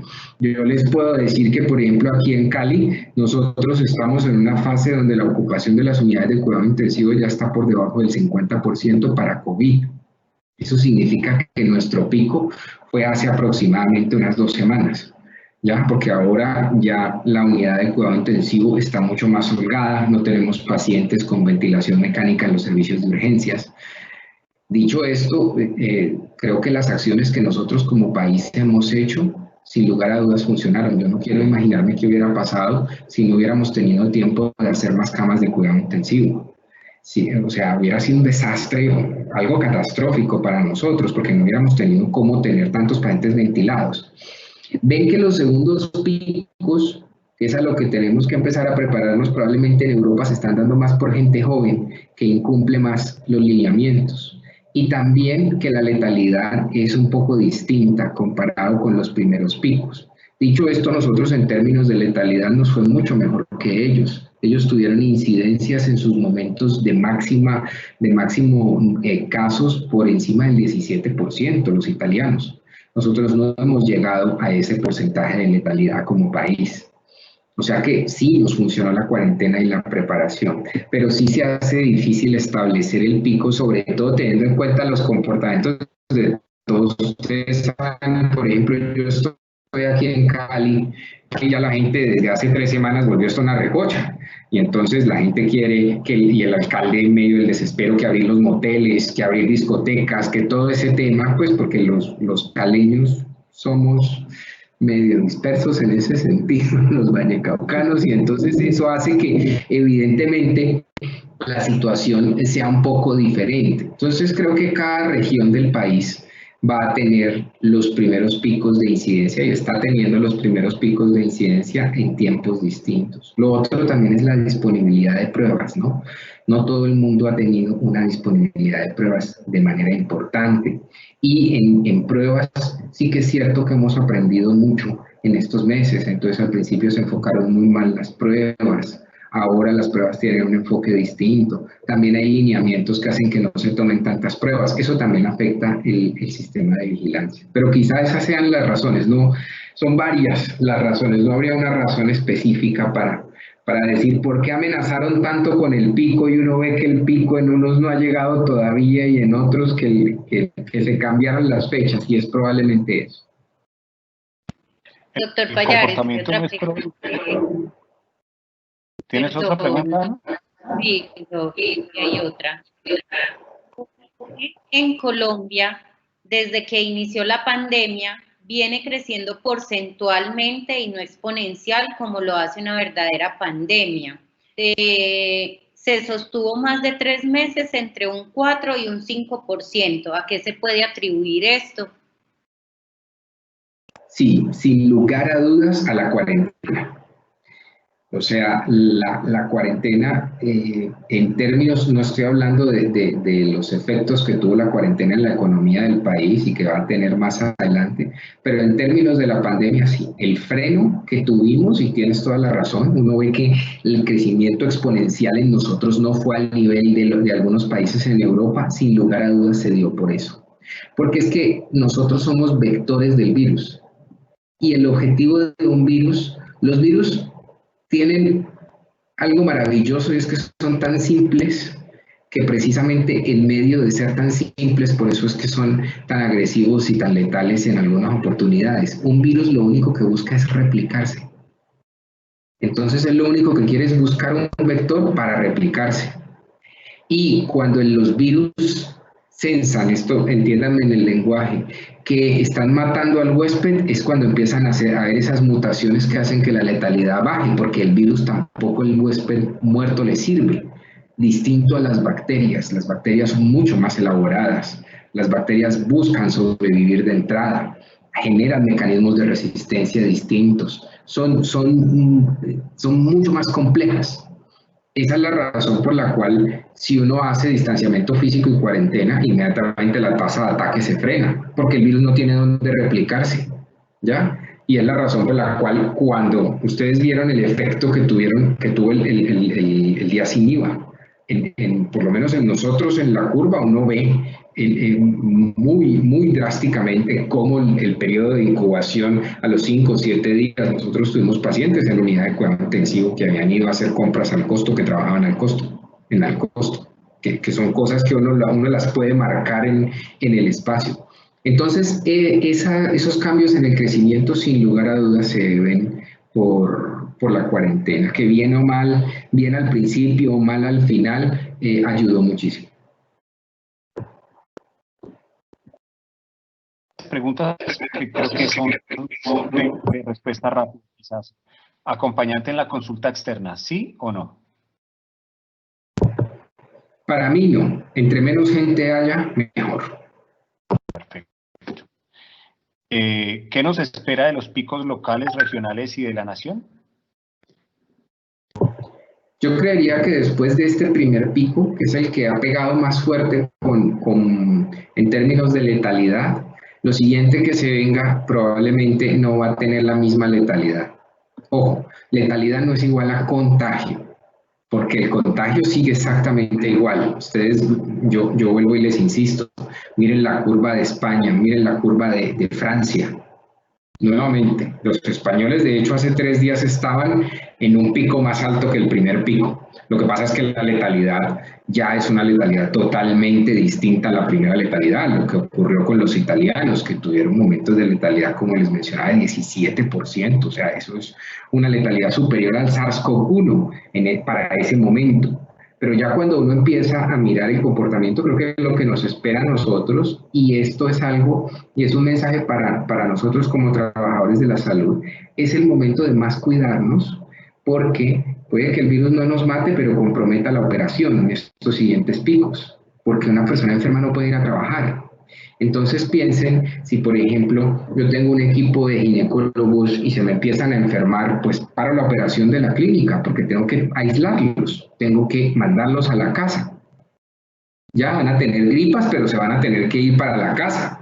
Entonces es un momento muy importante porque la fuente de contagio, que ahora se abre muchísimo más, y en la calle es donde más está, pues puede afectarnos a nosotros como trabajadores de la salud y generar brotes a nivel intrahospitalario, no por los pacientes, sino por los mismos colegas. Vale. Acá tengo una pregunta que me dice, la letalidad en Risaralda es quizás la más baja del país, con una tasa de 1.75. ¿Se podrá deber a algún factor específico, el genotipo del virus que nos puede estar afectando en la región es diferente a las de las demás regiones del país? Habría que mirar varias cosas y pongo el ejemplo de nosotros en el Valle, por ejemplo. Lo primero que habría que mirar es qué tanta disponibilidad de pruebas tienen. ¿Ya? Porque eso sí es fundamental. Si las pruebas se están demorando o no hay suficiente número de pruebas, probablemente este sea el problema, porque no voy a estar detectando mucho finalmente. O si los pacientes mueren y la prueba no llega a tiempo o se demora o no se toman pruebas en los pacientes que han muerto, pues esto evidentemente puede afectarlo. No creo que haya mucha diferencia entre las cepas en el mismo país, la verdad. No creo que sí se han visto cambios en mutaciones entre los asiáticos, los europeos y ese cambio entre los europeos y nosotros. Ustedes ven que ellos en sus primeras mortalidades tuvieron casos de esos pacientes que hacían esas tormentas de citoquinas enormes que en nosotros no se vio tan marcado, porque en nosotros los factores de riesgo como el sobrepeso, la edad mayor de 60 años y la diabetes sí empezaron a pesar muchísimo más en los latinos. Entonces de pronto no creo que haya un cambio muy grande. Habría que mirar si es un tema del sistema de vigilancia como tal, si es un tema también de respeto, de más respeto de las medidas de cuarentena, que también eso puede ser. Como vuelvo y les digo, no todo el mundo se ha tomado el tema de la misma manera. Aquí en Colombia, aquí en Cali, perdón, el tema de la cuarentena ha sido complicadísimo. Entonces también la naturaleza de las regiones, ustedes son más juiciosos que nosotros, probablemente también pueda generar un impacto distinto. Lo otro es que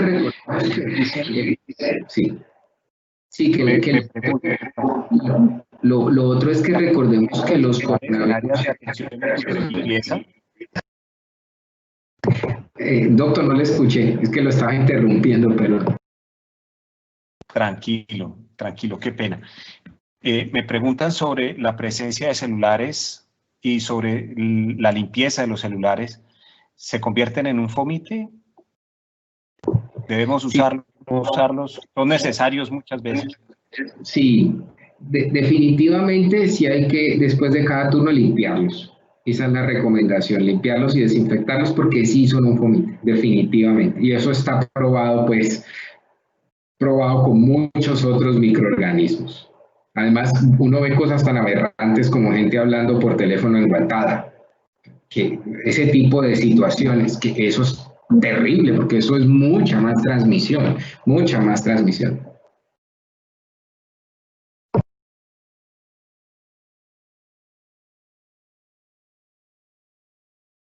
Doctor Benavides, su audio. Perdón. Respecto al uso, por ejemplo, de la ivermectina en pacientes, en contactos de pacientes positivas, hay algún estudio que en estos días ha salido que todavía no tiene una revisión de pares, un estudio egipcio. Hemos visto también las respuestas que ha habido con la ivermectina, por ejemplo, en Perú, en donde se ha aumentado la tasa de mortalidad. No sé si sea por la ivermectina o no, pero pues es muy casual esto. ¿Usted está de acuerdo con con empleo, por ejemplo, de ivermectina, de la hidroxicloroquina, de la acitromicina? Ya sé que hay muchos estudios en donde se han desdicho cosas, pero quisiéramos escuchar también su opinión. Yo en realidad lo único que estoy de acuerdo es en la dexametasona. Y bajo ese contexto, en pacientes críticamente enfermos, pues hay que darles ivermectina inicialmente, que es un protocolo que se viene haciendo desde hace muchos años. No hay que desparasitar a un paciente cuando se le van a dar esteroides. Como tal, para el manejo, no. Hay un estudio, de hecho, el doctor Eduardo López, un infectólogo pediatra, está corriendo un ensayo clínico controlado aquí con ivermectina, que lo está haciendo de una manera muy juiciosa, que creo yo es el deber ser. Nosotros no podemos olvidarnos que la metodología en la investigación es fundamental y para que demostrar que cualquier fármaco funcione, el mejor ejercicio es hacer un ensayo clínico, definitivamente. Entonces, mientras no tengamos unos resultados sólidos de eso, la verdad el manejo sigue siendo sintomático. ¿Con qué otra cosa estoy a favor? Con consultar tempranamente. He visto historias muy tristes de personas que se demoran en consultar, incluyendo colegas que se demoran en consultar. Si usted no se demora en consultar y usted se va a complicar, darle terapia, oxigenoterapia inicial evita que a uno lo intuben, porque definitivamente cuando a uno lo intuban, el riesgo de fallecer en SARS-CoV-2 está demostrado que es alto, es grande. O sea que el consejo más es la gente, y no sé si les ha pasado allá, pero aquí sí a mí me ha tocado vivir historias muy tristes de personas que se demoran 3 o 4 días en consultar. Y cuando llegan evidentemente en franca dificultad respiratoria, con parámetros ventilatorios malos, y esos pacientes se van pues de intubación inmediatamente. Y ya una vez que un paciente de estos esté intubado, la mediana de días de intubación en los mejores escenarios no baja de 10.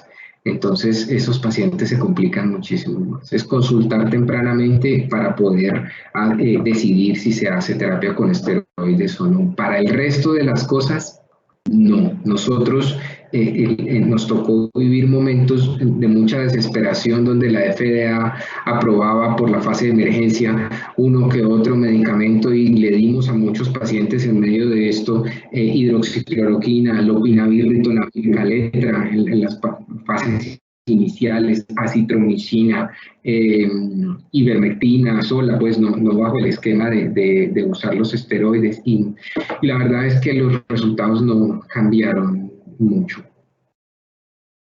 Vale. Doctor, tengo dos preguntas para finalizar, porque no voy a agrandar más esto porque llevamos cerca de 2 horas. Una, lo que hemos leído nos dice que de acuerdo al a la unión que ha habido entre Argentina y México, se va a producir la vacuna de AstraZeneca para Latinoamérica y que muy probablemente tendríamos vacuna para Latinoamérica distribuyéndose en abril de este año. ¿Usted está de acuerdo con el uso de vacunas como lo han empleado los rusos, como está próximo probablemente a salir Estados Unidos también a emplearlo antes de terminar las fases 3 de estudio de las vacunas? Yo, la verdad, la vacuna rusa no la apoyo porque se saltaron se saltaron la fase 3, pues en vacunas hay que ser muy rigurosos con esto, pues tenemos que aprender de la experiencia del mundo en estos temas. Y yo creería que probablemente las vacunas que nos están tocando a nosotros, espero yo, sí se rijan mucho más por el método científico. Creería que una vacuna que demuestre eficacia en un ensayo clínico controlado en fase 3 es una vacuna que podemos utilizar. Yo estoy a favor de la vacunación, pero siempre y cuando las vacunas sigan el rigor metodológico, porque de lo contrario es muy complicado. Si una vacuna no demuestra eficacia terapéutica, es muy cuestionable y aparte de todo es riesgoso. Entonces, sí tenemos que tener en cuenta que las cosas lindas se demoran y el método de la investigación nos exige tiempo.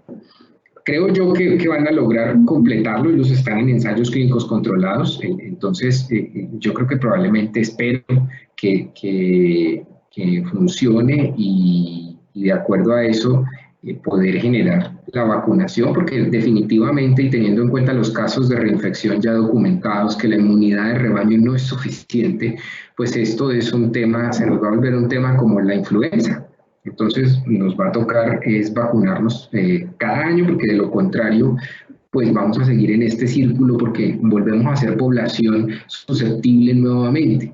Entonces creo que orientado a eso sí nos tocaría esperarlo. Vale. La última pregunta me dice, ¿gafas herméticas para cirugía o para atención del expulsivo? ¿Está de acuerdo o no está de acuerdo? Yo prefiero la careta. Para ustedes prefiero la careta, ¿por qué? Porque la careta les puede cubrir la frente, les puede cubrir los pómulos, o sea, los va a cubrir mucho más. Entonces, todo lo que impacte, si yo me pongo las gafas, pero probablemente pequeñas gotas me puedan impactar en la cara, quitándomelas voy a generar algún movimiento que haga inclusive más factible que el virus entre. Entonces, yo sí preferiría caretas. Hay personas más obsesivas que se ponen la gafa y se colocan la careta encima. Es muy respetable, dependiendo de qué tanto tú manejes tu miedo. La careta funciona, tiene evidencia. Ponerse careta y gafa no va a ayudarte más. Recuerden que entre más elementos de protección personal use uno, más difícil es quitárselos. Y el riesgo de contagio está al quitártelos. Miren, para quitarse un monotraje, un overol de esos, haciendo el procedimiento operativo estándar, uno se tiene que friccionar 18 veces las manos. Si no, te vas a contaminar. Entonces, imagínense. Y generalmente, cuando terminan ustedes de hacer un procedimiento, algo lo que la gente quiere es quitarse todo, la gente se arranca las batas inclusive, entonces piensen en eso porque eso es lo que favorece el contagio.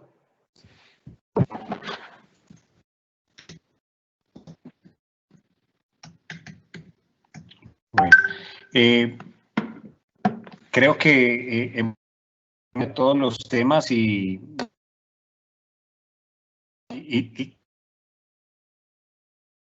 una pregunta. Tengo una pregunta que a todos como padres nos quiera. Estamos próximos a ver que ante la reapertura los colegios y vaya a haber la posibilidad de que los niños vuelvan a los colegios. Este tipo de maniobras, ya para hacer la última pregunta. No le escuché muy bien, doctor. ¿Qué opino del retorno? ¿Del retorno a los colegios? Del retorno al colegio de los niños. Miren, esa es quizá la pregunta más difícil que me han hecho. La razón es por la que la virtualidad funciona para muchas cosas. Yo, después de esta pandemia, creo que el 80% de las reuniones que uno hace las puede hacer virtuales. De esos mismos, de los creadores de esa frase, de esta reunión pudo haber sido un mail, yo creo mucho que muchas reuniones pudieron haber sido una reunión virtual que evita gastar tiempo en desplazamiento y todo. Pero también he vivido la otra cara de la moneda y como profesor les digo que dar clases de forma virtual es muy difícil. Yo la verdad admiro mucho a los profesores que tienen primaria y bachillerato y han logrado hacer eso porque yo tengo estudiantes de maestría y eso ha sido supremamente complejo, es duro, es difícil. Entonces yo sí creo que los colegios están en una posición complicada porque los jóvenes, los niños, los estudiantes, pues no pueden aprender igual con la virtualidad. Eso es muy complejo y yo sí creo que necesitamos tener una opción que tenga algo de presencial. Lo que pasa es que evidentemente está el otro lado y es el sentir de, bueno, pero es que los vas a mandar allá sin nada de distanciamiento físico, obviamente se van a contagiar. Creo que para evitar el daño colateral hay que tratar de proteger a los abuelos, que serían y siguen siendo esa población expuesta, para evitar, para evitar tragedias en la familia. Pero yo sí creo que debe haber alguna solución para los colegios, porque es que mantener la virtualidad, allí sí la virtualidad no funciona como quisiéramos que funcionara. Eso es muy complejo, muy complejo. Entonces yo allí sí me flexibilizaría un poco en tratar de mirar cómo lograr conectarlos de alguna manera o hacer intervalos de presencialidad y virtualidad, pero la total virtualidad creo que va a generar un daño a largo plazo para los estudiantes importante.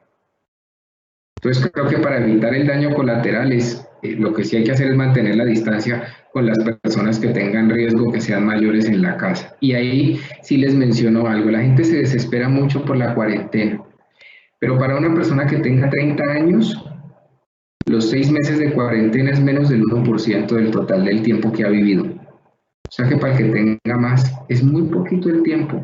Entonces sí tenemos de verdad que adaptarnos y tratar de ser pacientes. Miren, yo creo que ustedes también lo han vivido, pero hemos vivido historias muy tristes de personas que se han contagiado celebrando su cumpleaños y se mueren en una unidad de cuidado intensivo.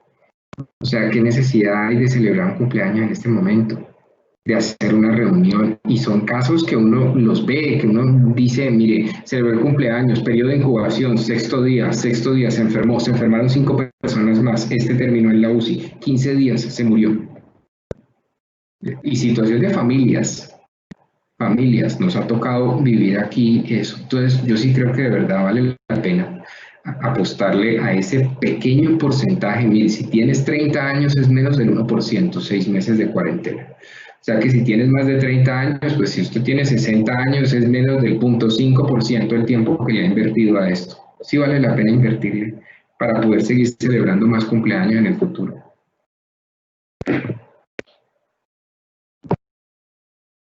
Doctor Benavides, su micrófono.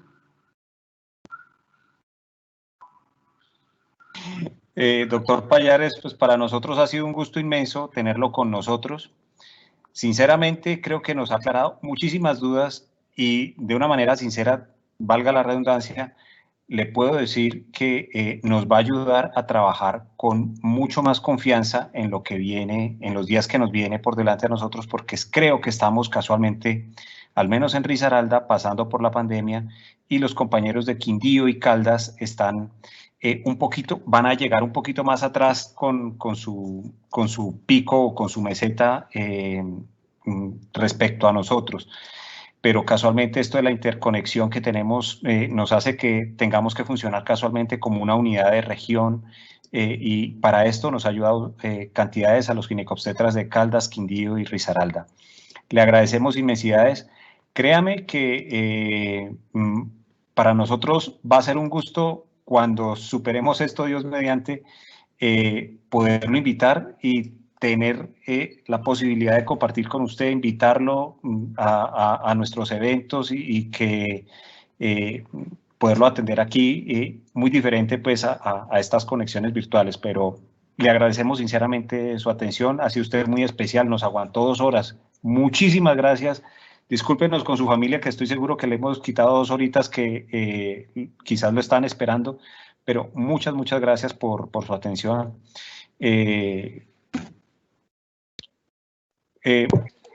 Unas gracias muy sinceras.